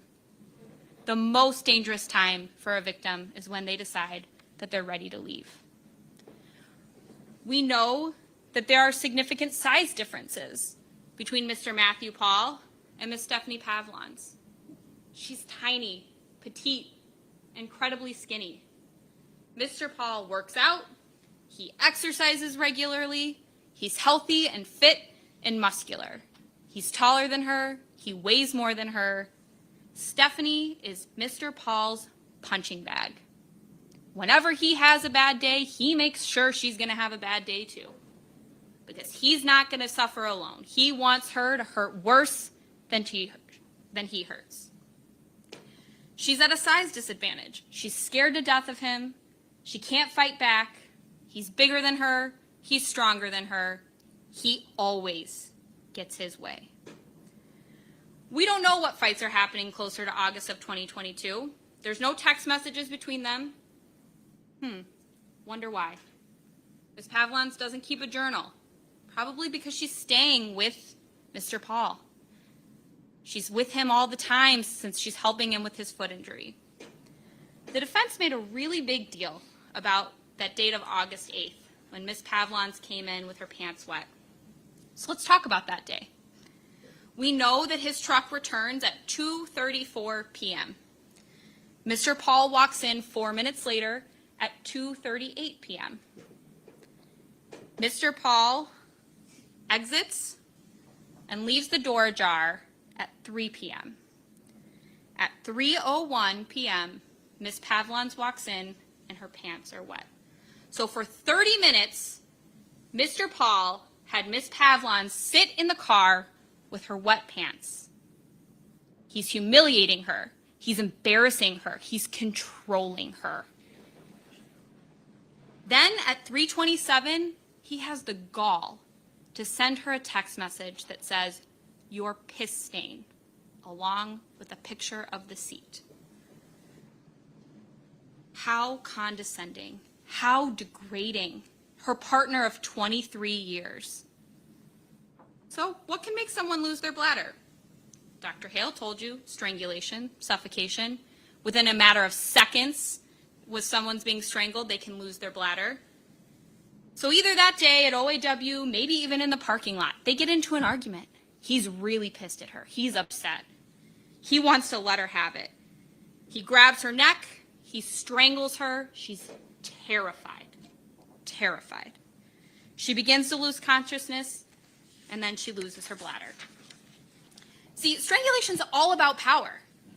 It's all about power and control. Mr. Paul is showing Stephanie that he holds the power. He's in control, not her. She doesn't get to make decisions. He does. He holds her life in his hands. Then, in another act of power and control, he makes her sit in the car. After he's done this to her, after she loses her bladder, he changes his shirt. He takes his time getting back down there to let her in because she's stuck.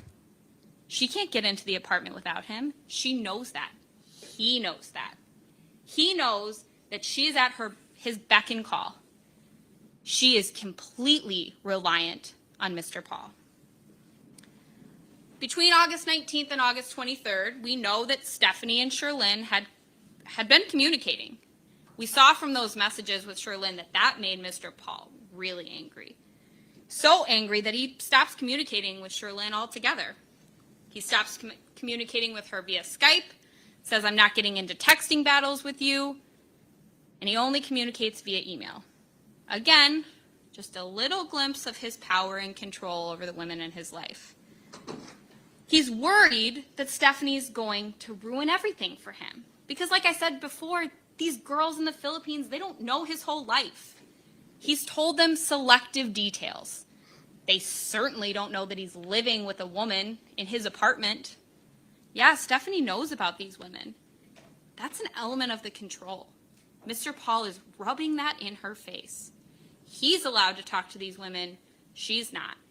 He's allowed to have girlfriends. She's not allowed to talk to anyone. This becomes a constant source of arguments, in addition to all the other little things that Mr. Paul makes a big deal about. The other arguments that he starts, maybe about a missing pill or not having Ms. Pavlons do exactly what he wants when he wants. On August 23rd of 2022, Mr. Paul and Ms. Pavlons leave the apartment. They go to Quick Trip. These arguments continue. It's just constant with Mr. Paul. He's constantly badgering at her in her ear. He goes into his appointment, and while he's in there, Stephanie is just stewing. She's like, "I am sick of this. I'm done. I'm done with the violence. I'm done with the abuse. I don't want this anymore. I'm done with the controlling, manipulative behavior." She's ready to make a big change in her life. She's ready. It's not suicide. She's ready to dump the man that has abused her verbally, emotionally, and physically. By the end of that hour appointment, she's made up her mind. She's done. She's walking away. She doesn't want to be with him anymore. So she writes that note that's found in the car. And ladies and gentlemen, this note, this isn't a suicide note. She says, "I hate you. I hate being with you. All you care about is yourself. I'm not allowed to speak my mind around you, drive, spend money, or even feel good. Karma came back to you because your foot injury, not me. Go be with your virgin because I'm done, and keep the fucking money." That's not a suicide note. That's a breakup note. That's an I'm done with you, goodbye, get out of here, I never want to see you again. So she writes this note, she leaves it on the driver's seat, and she's running out of time. She's got to get out of there. His appointment's almost over. He's going to be done with his appointment. She has to find a way out. So she gets out of the car and she starts to walk away. She's like, I gotta be away from him. She knows she can't go into OAW, wait for her mom. That will definitely end in disaster. He sees her there and she's not in the car. You can guarantee he's yanking her out of there, taking her back into the car. She can't wait for her mom. She can't walk away. She can't walk down Gulf Road. He'll definitely come after her. He'll find her. He'll make her life even more miserable. So what does she do? She can't just sit there any longer. So she decides to walk towards that wooded area. She's probably thinking, hey, maybe I can go into the woods for some cover. Maybe I can walk over to a subdivision, call my mom. Maybe I can get to the golf course, call my mom. I just got to get out of sight. He can't see me leaving. But Mr. Paul comes out of the appointment. She's run out of time. He sees her. He sees that she's not in the truck. He sees the note. Doesn't take very long to read this note. He reads it, and oh boy, he's mad. He's furious. He gets in his truck, he drives, and he sees Stephanie. He drives up to that little curve in the driveway. He sees her walking towards that wooded area, and he goes after her. He gets out of the truck. He comes after her. He grabs her by the back of the shirt. That shirt's too big. He's pulling the shirt up at her neck. And there's a struggle just outside the area of the woods. Maybe Miss Pavlons is vaping. During that struggle, she drops her vape. Mr. Paul continues to grab at her shirt. He's not letting her go. And then what happens? Mr. Paul grabs her purse. And ladies and gentlemen, this is the murder weapon. He wraps this around her neck. He strangles her for just a minute or two. That's all it takes. She goes unconscious, and she's dead. He uses the strap of her own purse to kill her. See, Mr. Paul, he couldn't let Miss Pavlons have the control. He couldn't let her walk away. He couldn't let her leave him. He's the man. She does what he wants, not the other way around. He couldn't let her walk away. Only he gets to decide when this relationship is done. And in the ultimate act of control, he takes her life from her. He drags her body just inside the wooded area. The purse strap has caused a ligature mark, a little bit of an abrasion, a scrape to her neck, a laceration. That's consistent with the evidence, that there's some blood on the neck of her shirt, that there's a lot of insect activity at her neck, down to her collarbone, all the way to the top of her head. It's also consistent with the evidence. Look at the way her body is positioned. Look at the way her arm is stuck in her shirt. As he's grabbing her by the shirt, she's struggling. She's trying to get away. Her arms are up by her ears. She's trying to get her arm out of her shirt. She's fighting for her life. And Mr. Paul takes her life from her. He doesn't know how quickly her body's going to be found. He notices that there's an injury. He panics. He drops the scalpel right outside the woods, right where that struggle started, thinking, oh, maybe I can say this was a suicide. He leaves Stephanie to decompose and be eaten by insects, effectively hiding any evidence that we have, effectively making it very difficult for the medical examiner to provide a cause of death here. His actions and his actions alone are the reason that there's no DNA, no evidence of injury, And that's because of her advanced stage of decomposition. So what does he do next? He grabs the purse, he grabs the water bottle, he goes right to his truck, opens the bed of his truck, puts the purse and the water bottle in the bed of his truck. Drives off, goes home. See, he didn't realize that by just being next to Stephanie at the time that she's deceased, and by using her purse, there could be a little bit of tissue left on the strap of the purse. That tissue decomposes. That tissue causes that odor that Canine Raven is trained to hit on. He returns to the apartment with her phone. He goes inside and he brings his the water bottle in. The purse remains in the vehicle. From 10:33 to 10:53 a.m., that's plenty of time for Mr. Paul to have killed Stephanie Pavlons. It takes just a minute or two to kill someone by strangulation. Not very long. Not very long at all. It's plenty of time to kill her, and when he gets back to the apartment, he goes about his life as if nothing has ever happened. When he comes inside the first time, he just brings in the water bottle. And he thinks, oh, I don't need to conceal this. I know I've carried this before. But he knows if he carries that purse in, that's going to look suspicious. So an hour and a half later, he comes back down. He brings the purse inside at 12:29. That purse has been inside his car since 10:53. Enough time for that odor of a decomposing human remains to be just at the tailgate, just at the bed of the truck, right where Raven hits. He puts the purse in a Walmart bag to try and conceal the purse, so we can't say that that's what comes into the apartment. But he doesn't do a good enough job, because we catch that. Detective Seitz, right away when he reviews the video, catches that. When he brings the purse in, he cleans it off, he puts it on a shelf, and then has this theory. Oh, I'm just going to say she walked off. I brought it back inside with me. I didn't know if she was going to come back. The evidence suggests otherwise. Over the next days and weeks, he uses Stephanie's phone. He searches her name because he's trying to cover his tracks. He's trying to figure out what law enforcement knows.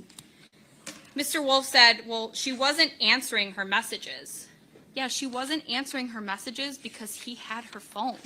He knew that. She's very private because Mr. Paul has isolated her. He brings in the purse on August 23rd. The defense doesn't dispute that he brings in the purse. That's exactly what happened. The defense said in their closing that they had 3 questions. How did she get from the cab of his truck to the wooded area? That, what I just told you, that explains it all. He didn't carry her. He had to drag her a short distance. He was certainly capable of doing that. His foot injury did not stop him from getting rid of the one person that had the ability to ruin everything for him. Because if Stephanie left and she got a hold of Sherlyn, she could unravel his whole fantasy life. He couldn't let her go. He couldn't let her ruin everything. He uses her Facebook account. He wants to be ready when the police come. He was ready with a story. He just wasn't as smart as the police. Ladies and gentlemen, the evidence is absolutely circumstantial, but it's overwhelming. The only reasonable explanation supported by all of the evidence is that Mr. Paul was a violent and abusive partner. He kills Mrs. Pavlons because she was trying to leave him, something he certainly couldn't let happen. Everything that happens after 10:54 on August 23rd of 2022 demonstrates that this wasn't a suicide, this wasn't a seizure, this wasn't an accidental overdose, an intentional overdose.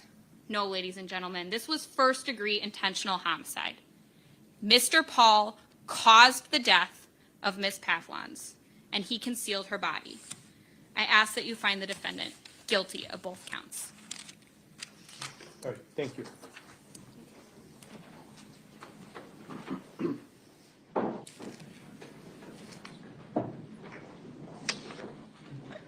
Ladies and gentlemen, you are to decide this case fairly and impartially, without fear or favor and without passion or prejudice.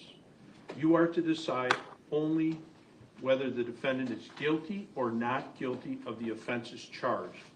Any consequences of your verdict are matters for the court alone to decide and must not affect your deliberations. The following 4 forms of verdict will be submitted to you concerning the charges against the defendant Matthew E. Paul. As to count 1 reading, we the jury find the defendant Matthew E. Paul guilty of first-degree intentional homicide as charged in count 1 of the information. Another reading, we the jury find the defendant Matthew E. Paul not guilty of first-degree intentional homicide as charged in count 1 of the information. As to count 2, another reading, we the jury find the defendant Matthew E. Paul guilty of hiding a corpse as charged in count 2 of the information. Another reading, we the jury find the defendant Matthew E. Paul not guilty of hiding a corpse as charged in count 2 of the information. It is for you to determine whether the defendant is guilty or not guilty of each of the offenses charged.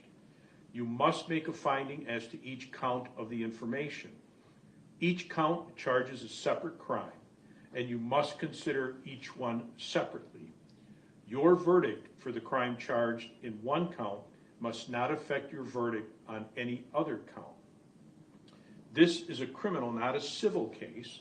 Therefore, before the jury may return a verdict which may be legally received, the verdict must be reached unanimously. In a criminal case, all 12 jurors must agree in order to arrive at a verdict. When you retire to the jury room, select one of your members to preside over your deliberations.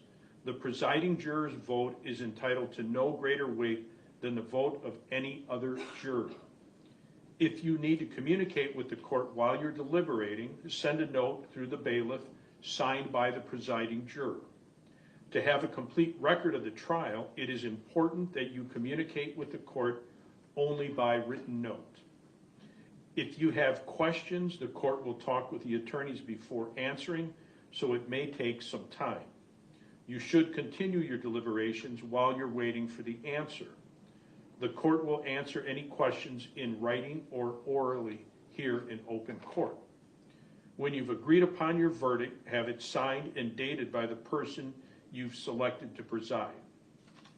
After you reach a verdict, the presiding juror will notify the bailiff that a verdict has been reached. Everyone will return to the courtroom.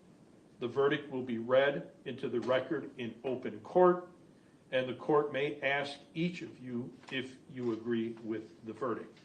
Ladies and gentlemen, at this juncture, we are going to swear in our bailiff, and then after that, I'll advise you of the 2 alternate jurors who will be excused, and I'll ask you to follow Mike's directions. Alternates, even though you are alternates, please don't discuss with anyone. We'll tell you that if you're welcome to stay, whoever you are, to wait to see if there's a verdict, or you can let the bailiff know and we'll either call you or let you know the results, or you can be here by phone when the verdict comes back. So if you could swear in the bailiff, please. Do you swear that you will keep the jurors sworn on this trial in a quiet and convenient place? You will suffer no communication with them except upon order of the court. That you will not report to any person the state or result of their deliberation until they have agreed upon a verdict, returned to the court, and reported. So help you God. I do. All right, sir, here's the jury instructions and the verdict forms. And alternates are, I'm going to ask when I read your name to raise your hand, Diane Badalski and Steve Hayes. All right, folks, again, thank you so much.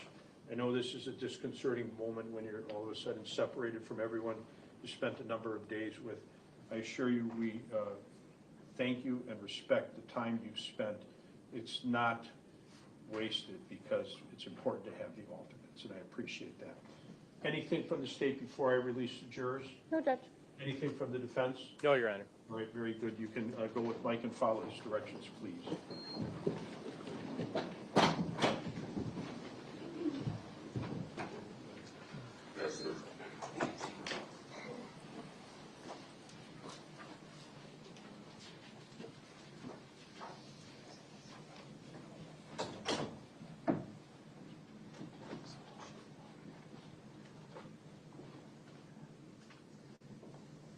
All right, the jurors I've left, have a seat, everybody.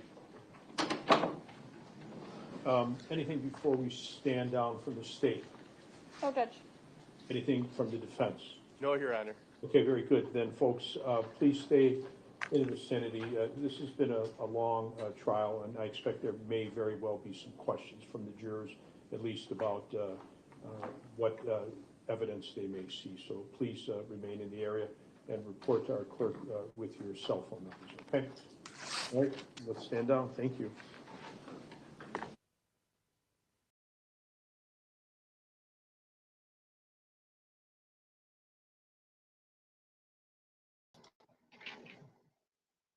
Hey guys.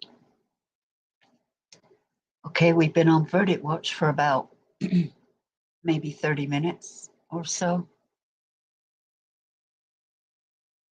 It is nearly 4 in the afternoon, Central Time, 5 Eastern Time at this time. So, what do you think? I mean, he did it. I mean, if you watch the interrogation video,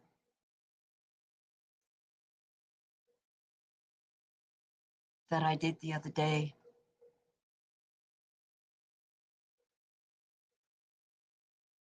I mean, the lies. I mean, they did mention that I picked up on that one of his lies were when he went from the Quick Trip to his appointment, he took about, well, it was a little while before he got there. It should have only took him 5 minutes, but it took him a bit longer to get there. But when he was there, there's missing 16 minutes. And those 16 minutes, what was he doing?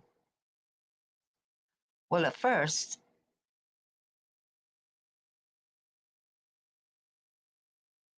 I don't even think he could answer that. But he did eventually answer it at some point. But it didn't make no sense because he said he was looking for her. That's where those 16 minutes went, because he was looking for her. Well, that don't make no sense. Why would you be looking for her when you were with Stephanie? Apparently, when you came out of your appointment, you couldn't find her, but you weren't looking for her then. You just drove away. So there you go. Yeah. You see, why would you be looking for her before you go into your appointment for those missing 16 minutes? You could have just said, hey, I was parked. I was just sitting there, you know, sitting there chatting or something. Oh, she wanted to go smoke. Smoke what? What, in the woods? She just wanted to go smoke in the woods? Oh, okay. And then then another thing, we're just gonna flip-flop here. He goes and picks up her prescription. Oh, well, Stephanie don't need her prescription. She's never gonna pick it up, but I need it because I'm addicted to those pills. Because, you know, he takes those kind of pills And he wants more, just like Stephanie said in her notes, that it's her medication and she can't even take her own medication for her own mental health well-being because he takes them and she gets beaten across the head for taking her own medication. Mhm. But anyway, he picks up her medication. And when the cops, she hasn't been to the house, he hasn't seen her, but when they go to the house and the pill box is empty, but Stephanie didn't pick up those medications and she wasn't there to take them. So who took them? Matthew. Who took them? Yeah, the slime. Ugh. But anyway, he went to the Philippines and came back. Ooh. Well, yeah, see, because them women kicked you out. What was he going there for? He was going there to have a good time. He's got no money. Well, he must have some money, but I don't know where he's hiding it.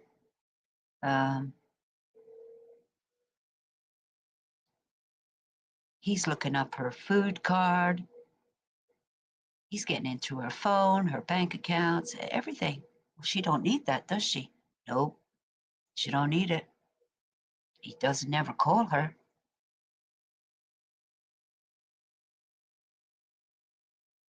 Stephanie had 2 phones.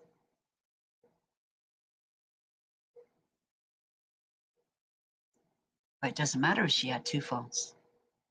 She wasn't using either of them. Not her. She wasn't. And that phone went everywhere he went. Strange. Yet he didn't know where the phone was at first.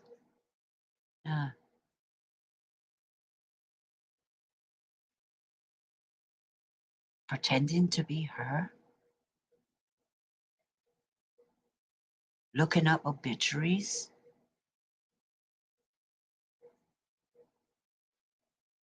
But doesn't care where she is. No, because he knows where she is. How do you think she got in the woods? Well, could be a few reasons. If those dogs did scent her scent at the back of that pickup, then she may have been there for a minute. Because apparently she was sitting in the front seat. She doesn't sit at the back seat. She sits at the front. Or does she ever sit at the back seat? Well, on that particular day, she was sitting at the front. The video in Quit Trip says so. She's sitting at the front.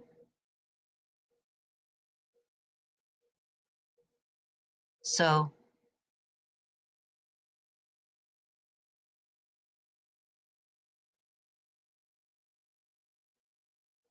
but who's to I never see no video outside that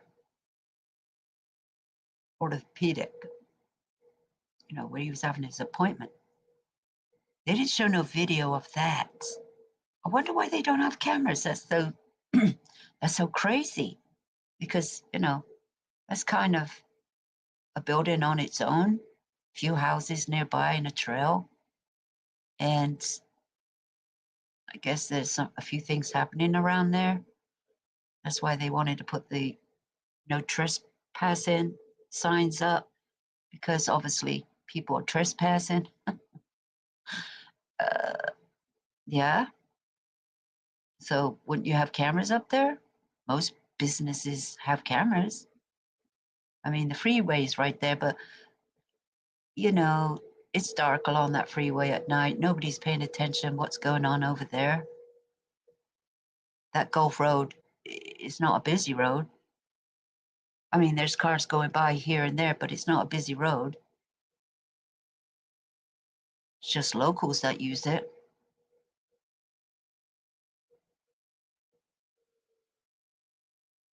So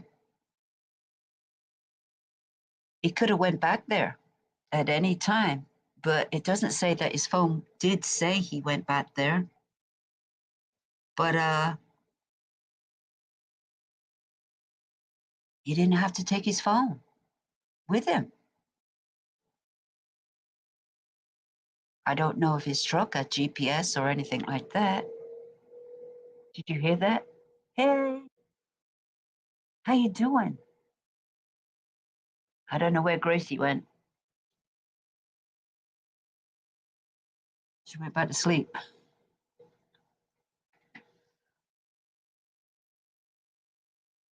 What do you think, Susie? Welcome. You've been taking notes? Now, what do you think? His crazy explanations, his crazy story. Could he have taken her back later at some point? In the dark?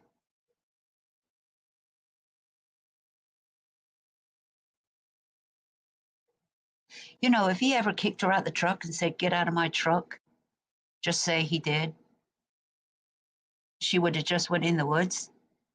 Uh-huh. Okay.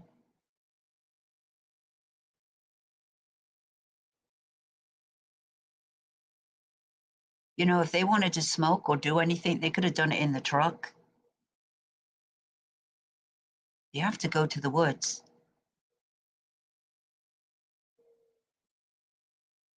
So what happened from the quit trip to his appointment? That's a 5-minute ride, give and take. 5-minute ride, give and take. There's a couple of stop signs along the way, but, you know, give a minute for each one if you hit them. But it's a straight road other than that, because those stop and go lights, they're exits to the freeway.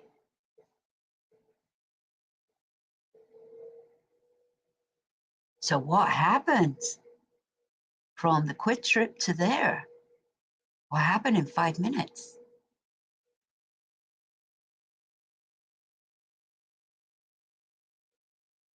She went into quit trip to get something.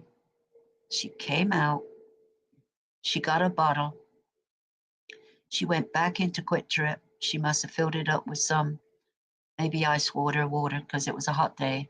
August is hot. And she went back in the car.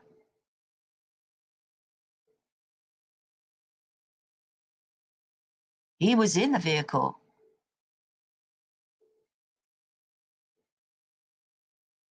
So she stopped to get what? What did she stop for?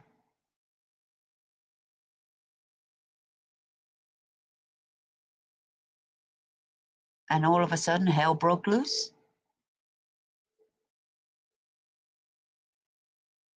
Man, that poor woman. You know, she said she didn't have anybody. She'd have no friends. She's lonely, or, you know, but you know, you had a phone and you had 911. You had a crisis line. Could have called the crisis line up. I mean, if you're in this situation, you're only a phone call away from help.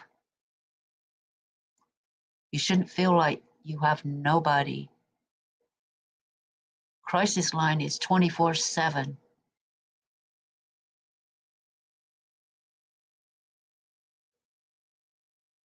I mean, you were right there at the doctor's office. I mean, you could have run in there. I mean,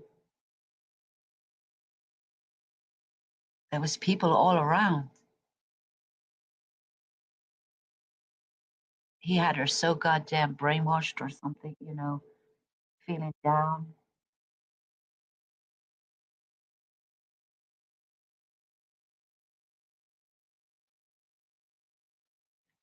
Oh, you're not familiar. Oh, I didn't know if you were watching it or not.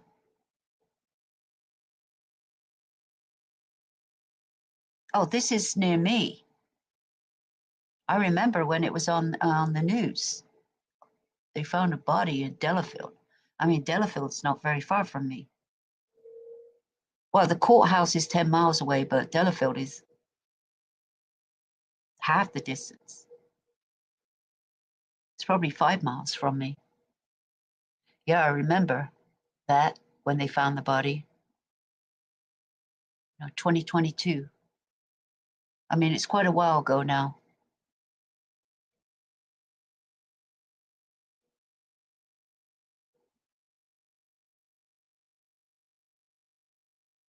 So we're on verdict watch. I was a little behind because we were on verdict watch, so I said no hurry because they're going to at least take, well, I would say 2 hours, maybe less, but I say within 2 hours, maybe by the end of the day. I don't know how long they got to go. The courts didn't give a time.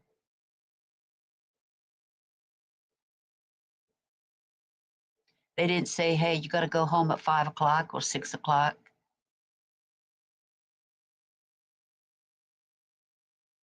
But this trial was shorter than expected because it started last Monday and today is Tuesday and we're already in the verdict watch. So they said a couple of weeks, but they give it because you never know what may happen. So they give it a little bit, but we're in verdict watch. This slime ball, in my opinion, that's my opinion. Oh, he's a mean boyfriend. Yeah, he sure was mean. He beat her up for nothing. He used to just smack her across the head for nothing, strangle her. They couldn't find the cause of her death because her body was so decomposed. Well, she wasn't shot, okay? She wasn't shot. And well, of course, he couldn't shoot her right there and then. There's people around. You know what I mean? And nobody's supposed to be shooting off guns around that area anyway. People live there. There's a trail, people walking around. There's a golf course there. Not a massive one, but a golf course. Things happening, people walking by, employees in and out. So my guess is he probably did something to her and broke her neck or something. That's what I'm saying. They never said her neck was broken. They said they couldn't find the cause of death.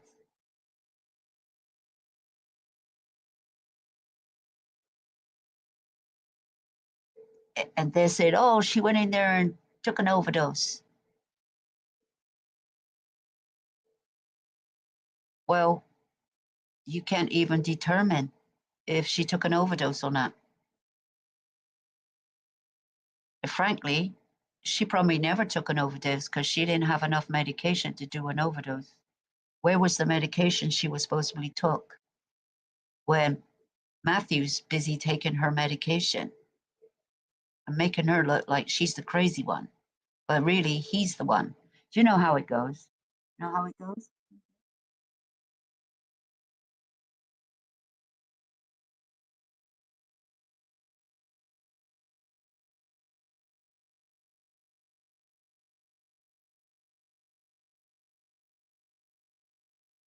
Yep. Susie, you are correct. Yep, that's what he did. And and that's a little bit about her life.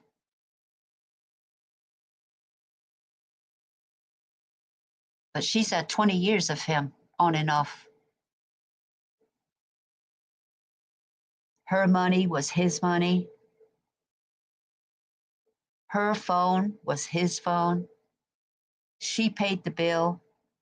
It's her account, but it's his. Everything is his. What is hers is, you go out to work, that's my money. That's how he was. That's how he got her thinking with her low self-esteem. Oh, she peed in my car. Listen, somebody pee in your car, it's because she's getting the shit beat out of her and she got epilepsy. Okay? Yeah. When you have epilepsy, you lose control of your bowels, okay? You can't help it. You do. And if you're being beat and she's struggling, she could still lose control of her urine.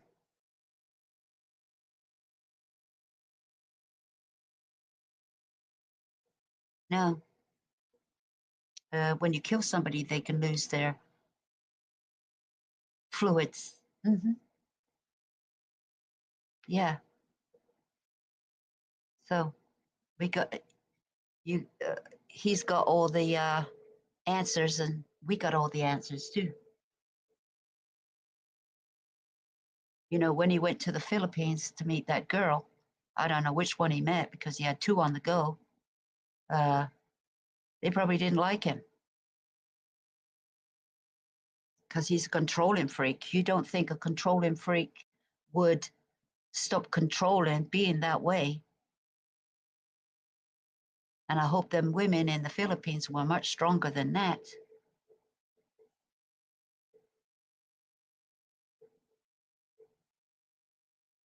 Oh yeah. What do you think? He's guilty. He sure is, because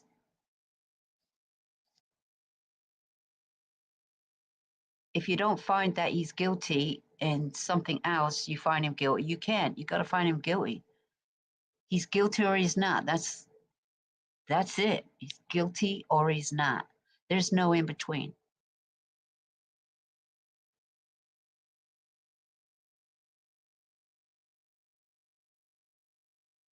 And there's so much evidence against them. So much. The lack of interest in her not being there, knowing he has all her stuff. Well, where do you think she is? She's got no phone, she's got no purse, she's got no money, she got nothing. She got nothing. So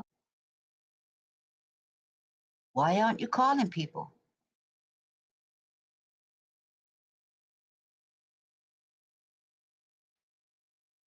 When he came out of that place after therapy, do you think he called anybody? He even lied about the phone.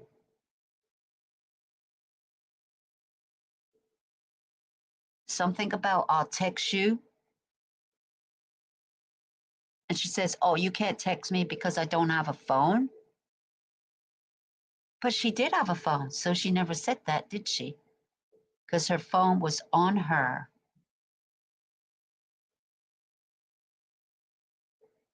In the vehicle. And then her phone was at his house because he bought it in a purse. So he lied about that. There's lots of lies that he told. Lots. Deleted texts when he didn't have to. Just deleting stupid shit. And then they said he never was calling his dad and speaking to him. You know, I don't think he's spoken to his dad for quite a while, but after that, he was talking to his dad. I don't know, for days, days in a row. Well, it's 5, 6, 7 days in a row. And by the time, you know, he was talking to his dad saying stuff, then his dad was looking up obituaries and stuff or missing person, looking up Stephanie. All of a sudden, he's looking up Stephanie.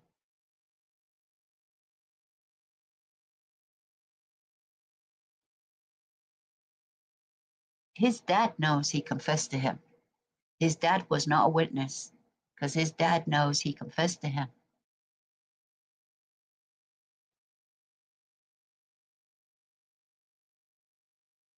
Neither side called his dad. Well, you know, not even the state called his dad, but you know what? The defense definitely didn't call him. They definitely wasn't calling his father. The hell's his name? Forgot his name, but no. And her mother, Stephanie's mother, Georgianne, I think her name's Georgianne, she said Stephanie lived with him. He's saying she didn't live with him. He said that. He even said she didn't live with him. Isn't that crazy? He even lied about that. She don't live with me. When was the last time you see her? Ooh, I don't know. I don't know when the last time. It's been a while. He only copped to it when the evidence proved him wrong. The video of the apartment, the video of Quick Trip, proved him wrong. You lie about that. Knowing there's cameras. He had to have known there was cameras in the hallway. He had to have known.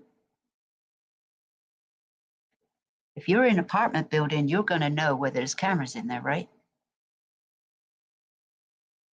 You live somewhere. They tell you there's cameras in there for safety reasons, especially by the door. They have cameras by the door. They didn't seem to have them anywhere else, but at least they had cameras by the door.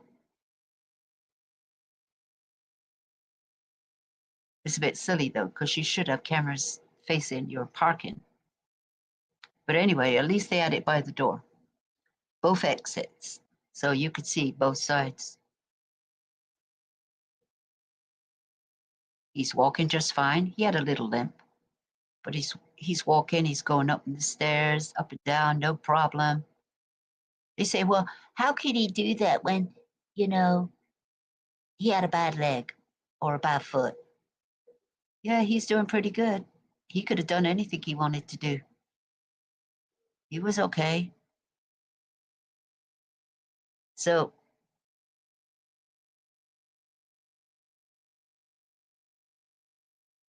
they either walked into the woods together for whatever reason, or he left her in the car and he dumped her later. Two options. I mean, there's a lot of people that commit murder in plain sight. Okay, they do. We're like, how did you not see that? Well, people's not paying any attention. But you know, if you see two people going in the woods, if somebody did see that, you know, they would remember, hey, two people were going in the woods. Especially, you know, a couple of weeks later, 3 weeks later it was, but I'm surely you wouldn't forget. Not that quick. But you know, some people don't pay attention to what's going on around them, and you should. Because look what happened.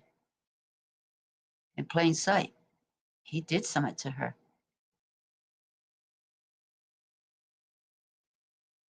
And you know, who's to say that she wasn't sitting in that car and was there waiting when he got out? Who's to say that didn't happen?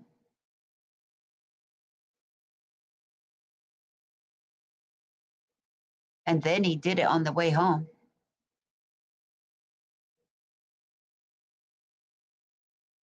It might not have happened right there and then,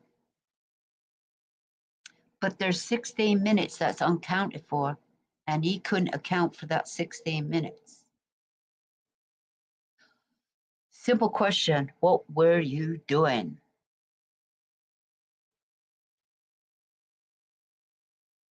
You know, if you go to an appointment and you're early, say, hey, I'm about 15 minutes early. okay, you sit in your car for a bit, maybe smoke a cigarette, whatever, have a little chit chat. If you know, have a little chit chat, and then go in on, 5 minutes before your appointment or something, or 10 minutes, because, sometimes they want you to be there 5 or 10 minutes early, right? Just in case, because, they could have had a cancellation or something, and you could just walk in and go there. But why didn't you just say that? Hey, we were just sitting in the car chatting. That would have been a lot easier to say, believable, if you're sitting in the car chatting or smoking a cigarette. Because apparently she smokes. Um, I don't know if he smokes. Probably does. I don't know, but she does. So he said.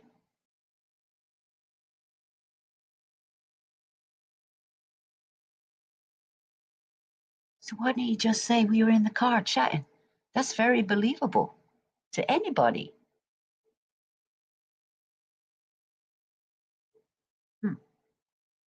So that part, that's not making sense.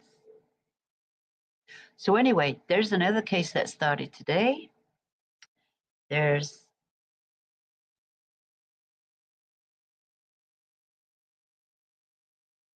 was a 2019 shooting death of a pastor.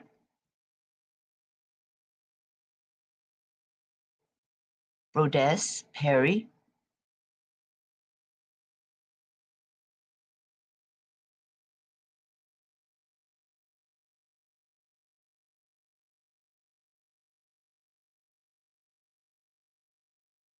And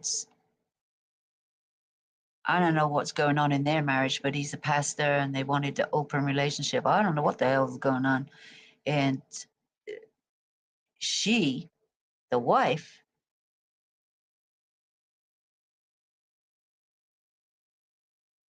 maybe she was the ex-wife. He broke my heart. I don't know what he did, but apparently he had another woman. The trial is called Broke My Heart Murder Trial, Tennessee. And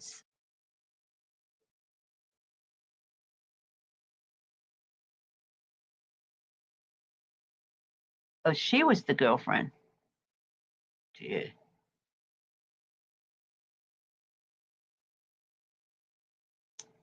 Okay, she was the other woman.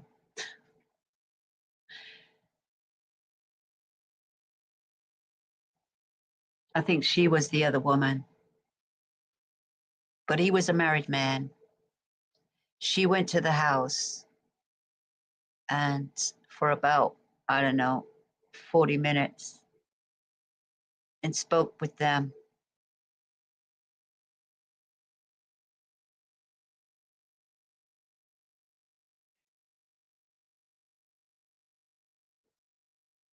I mean, it says she had a prior relationship with Perry's.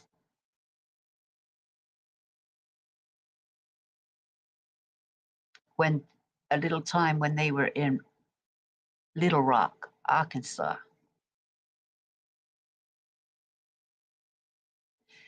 She went to their apartment and spoke with them for about 40 minutes. And then she allegedly pulled the gun and opened fire. And she killed him, her former lover. She killed him and attempted to kill his wife. She survived. So, if you want these open relationships, you better watch out who you're tangling with, whatever's going on.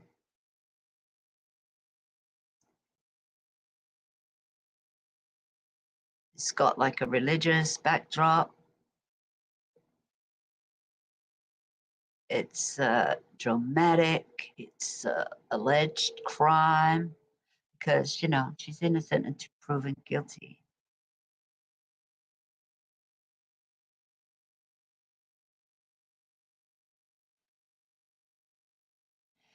Tabitha That was the pastor's wife, and she was injured. So Daniels is charged with first-degree murder, attempted murder, employing a firearm during a felony, escape, and resisting detention. Well, she's a right one then, isn't she? Yes, she is. She's a right one.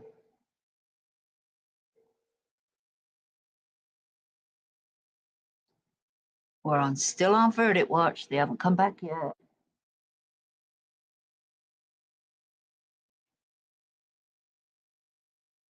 Let's just go to a little bit of a video of the pastor talking while we're waiting on verdict watch. This trial started today, day one. But let's just look at some bits of it while we're waiting. I don't know if anybody's watching it, but let's just listen to the pastor. I don't know what he's going to be saying.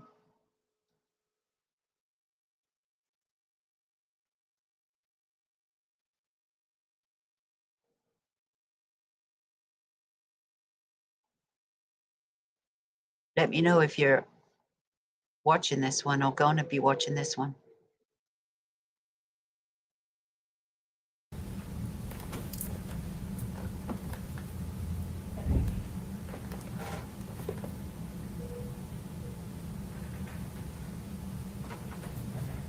And Your Honor, if you would please just allow me to sit when I'm doing the test stuff. Thank you.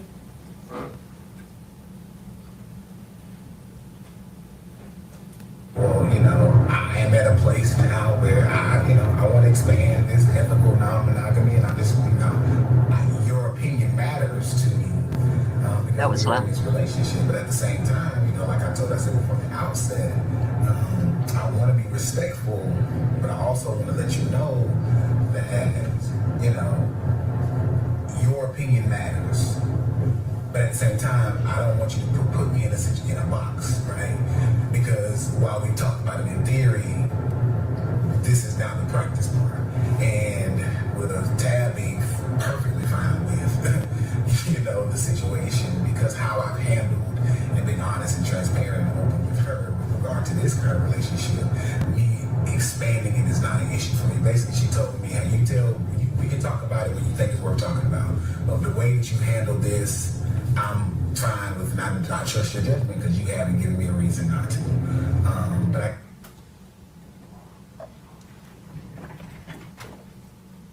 So this clip is him talking about Latasha not being okay with the ethical non-monogamy, and you being perfectly on board with it. Was that true? No. Did you believe that Brodus was being open and transparent and honest with you about his relationship with Latasha? What relationship? He wasn't being open with you about his relationship with Latasha. They have a witness That there on the was no stand. relationship at all. She Yeah. doesn't want to be He shown. was not transparent about that. There was nothing, to my knowledge, there was no relationship. And you never said because he was so open and honest and transparent with you with his relationship with Latasha that you were okay with him then adding another girlfriend. No. Is that the wife? Ever. That might be the No. wife.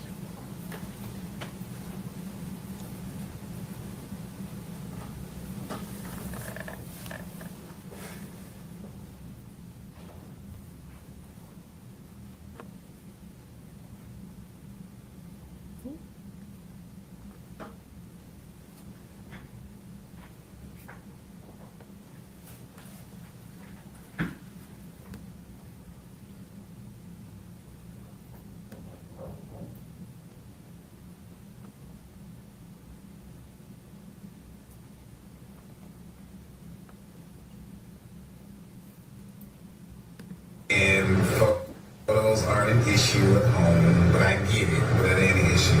I have though. So if we talking, let's switch subject and get a little more serious.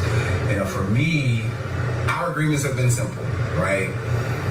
No exes, nobody from Jacksonville, Florida, which is home for us, and nobody in the city that you live in, that currently live in, which means nobody in Memphis. That was the case, of course, in Little Rock, outside of Girlfriend, because Girlfriend is in Little Rock. The way that kind of happened is, short version, when she decided to open up the marriage and allow me to be open inside her. Girlfriend is a therapist, right? And she didn't go to her for therapy, but she asked her some questions. And based on this therapy session she had with this other lady. And she was asking her some questions after she had just said, bro, is this what I'm gonna let you do? Blah, blah, blah. You know, it is what it is. But from there, she asked her some questions. And so she was like, I just got a couple questions for you. And, you know, they would go play tennis together. She was one of the life group leaders. And so we had rapport. We had rapport. And she asked a question and was like, Hold on a minute. There's some action in the courtroom. Ooh. Hold on.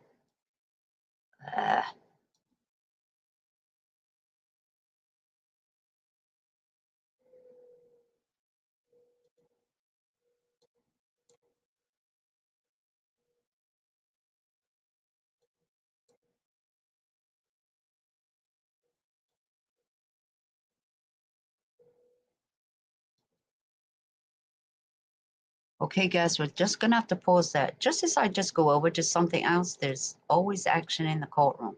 Don't you know it? Every time that happens. Was able to reach a verdict. Is there anything Ooh, before we bring the jurors verdict, in? guys, verdict. No, Judge, the state has complied with victims' rights and the victims are present in the courtroom. Right, Mr. Dowd, is Yeah. there anything before we bring the jurors in? I said that, didn't I? Put your shoes away, please. Oh, sorry, Judge. All right, send them in. Verdict is in, guys.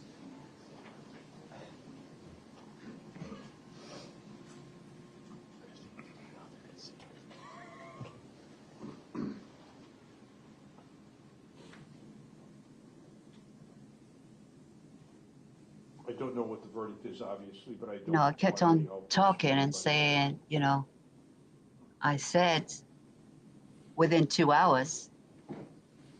It's been an hour or something, maybe an hour and a half.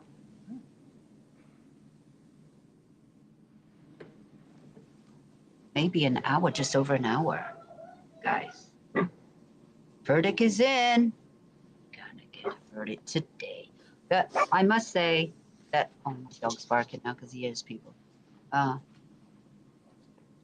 opinion, without a doubt, he's got to be guilty.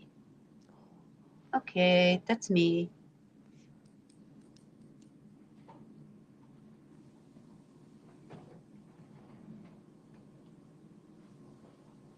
I mean, they said they got a verdict, so this is not a hung jury. This is a verdict. Well, this just tells me that they didn't look up much. They probably took some good notes. They know he's a liar. That's a fact. He lied about everything, lied about stuff he shouldn't be lying about. Well, there you go. You can't answer a simple question without lying, and you hiding something. All right, have a seat, everybody. All 12 jurors have returned. It's my understanding that the jury has reached a verdict. Who's our presiding juror? Is that correct, ma'am? Yes. All right, if you would hand the materials to Mike, please. Ooh, it's a woman. Foreman. Former. Yep, the foreman. Well, I'm hearing echoes here.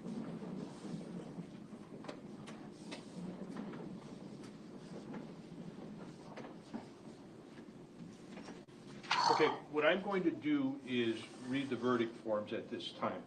The verdicts read as follows. We, the jury, find the defendant, Matthew E. Paul, guilty of first-degree intentional homicide as There you go. charged in count 1 of the information. Guilty, count 1.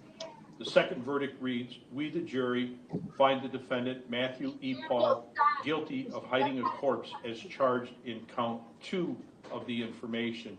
And each is dated today's date, the 4th of November, 2025, and signed by Kathy Meyer, the presiding juror, the foreperson.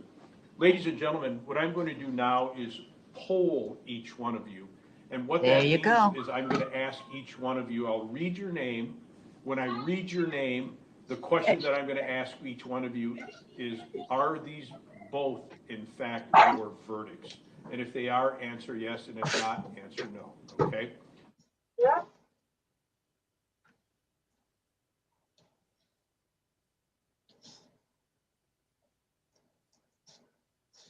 Are these both, in fact, your verdicts? Don't you dare piss on me. Are these Okay. both, in fact, your verdicts? Yes. Are these both, in fact, your verdicts? Yes. Are these both, in fact, your verdicts? Yes. Are these both, in fact, your verdicts? Yes. Are these Guilty both, in man. fact, your verdicts?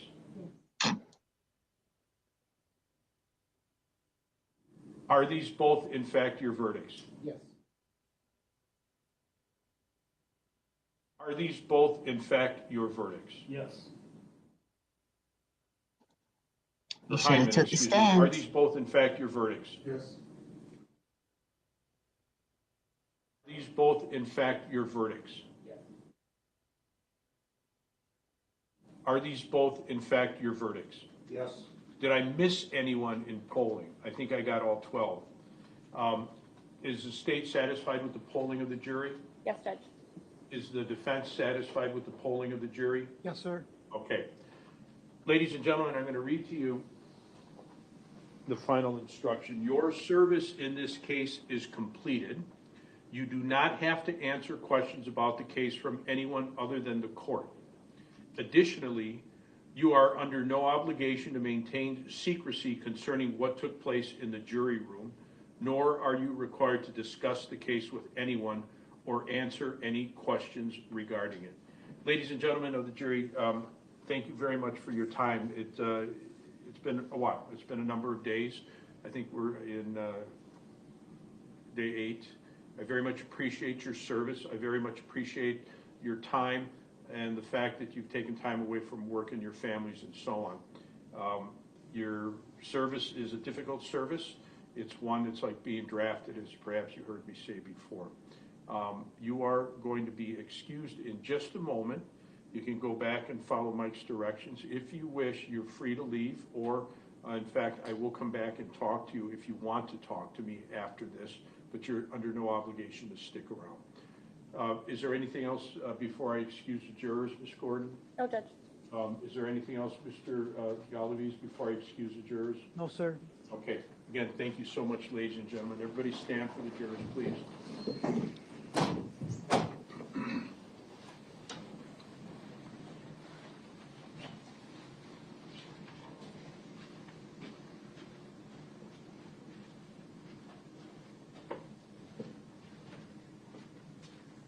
All right, have a seat, everybody. Thank you. All right, the verdict forms and the unexecuted verdict forms will be available for everybody's review. And is there anything from the state at this juncture? It would move for judgment on the verdicts. All right, and either Mr. Wolf or Mr. Galaviz, anything? Your Honor, I'll move for judgment notwithstanding the verdict. No further argument. Okay, I will enter judgment on the verdicts at this time, finding that the verdicts of the jury are certainly reasonable under the facts and circumstances of the case. Understanding it was a circumstantial case, understanding that it took a while for the state to present their evidence, and understanding as well the defense testimony that was contrary to what some of the witnesses from the state presented. It appears to this court that any reasonable jury could come up with this same these same verdicts. So judgment will be entered on the verdicts. Having said that, are the parties available for sentencing next week, or does the defense need more time?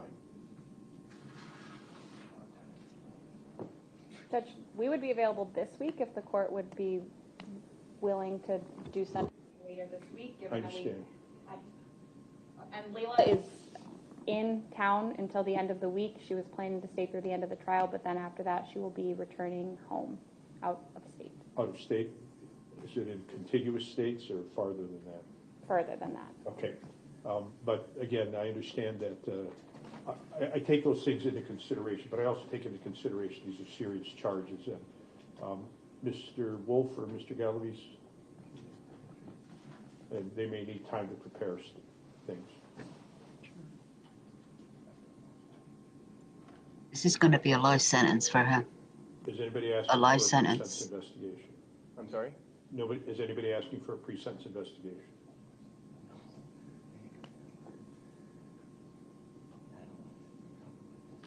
Is the state making such a request? No, Judge. All right.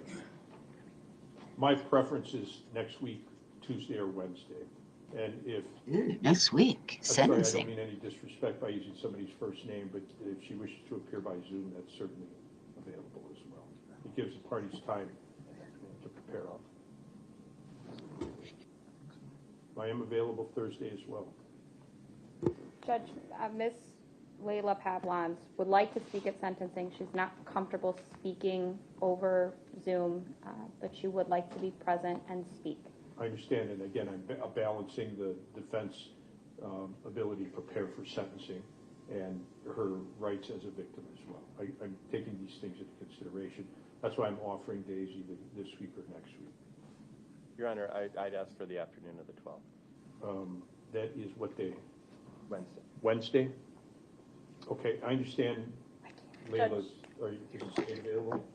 Both Attorney Opper and I are at a training next week. Attorney Opper is presenting on Wednesday in Green Bay, so we're not available on Wednesday. Okay. That's why we were asking for this week. All right, I can do Tuesday afternoon as well. state available? Tuesday morning? No? State said they want it this week. It's I'll give Tuesday another today. date. I mean, I could give more time. Come on. If that's not convenient for the state, it's not convenient. I mean, it's not Okay, convenient for all the right. state judge. We'll set another date. We'll go off the record for scheduling. Your conference is through next Friday, right?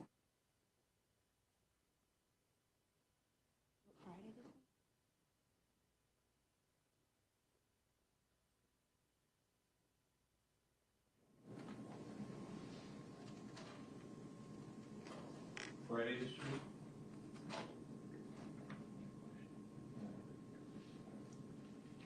No, we don't have Friday.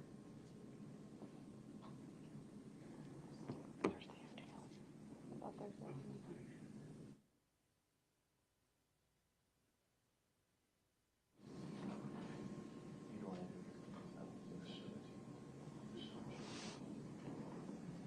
November 17th?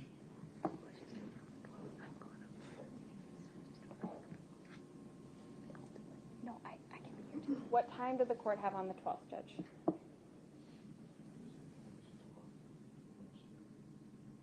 No.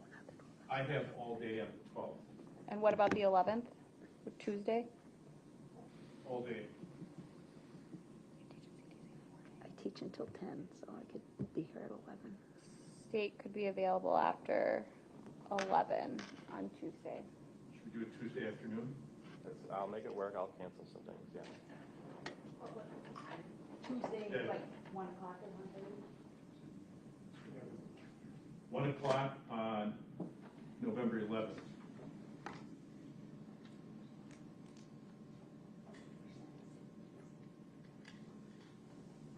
Yes, we'll take Tuesday, Your Honor. November 11th at 1 o'clock. All Thank you, right, Your Honor. thank you. Anything else before I excuse everybody from the state? No, Judge. Anything else from the defense? No, Your Honor. All right, thank you very much, everybody. Good luck, everyone. We'll see you next week. Here's everything.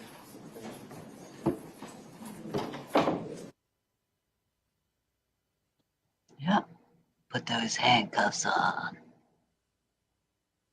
Ew, he snuck something in his Well, I pocket. apologize. What's he done? Bill Snuck something in his revoked pocket. it. Okay, thank you. Bail is revoked. He was on a 2 million bond, cash bond. There you go.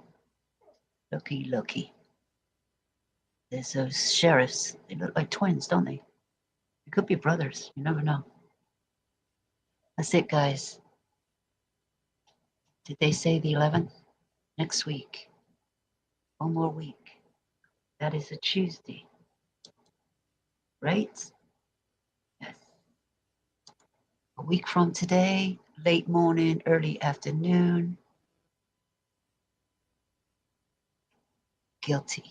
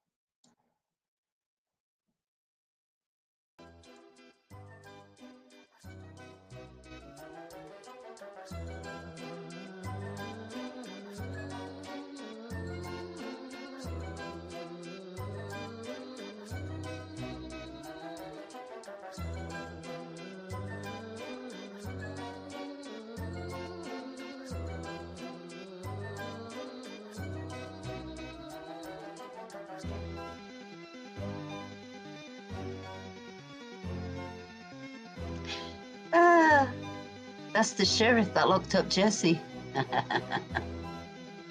Yeah.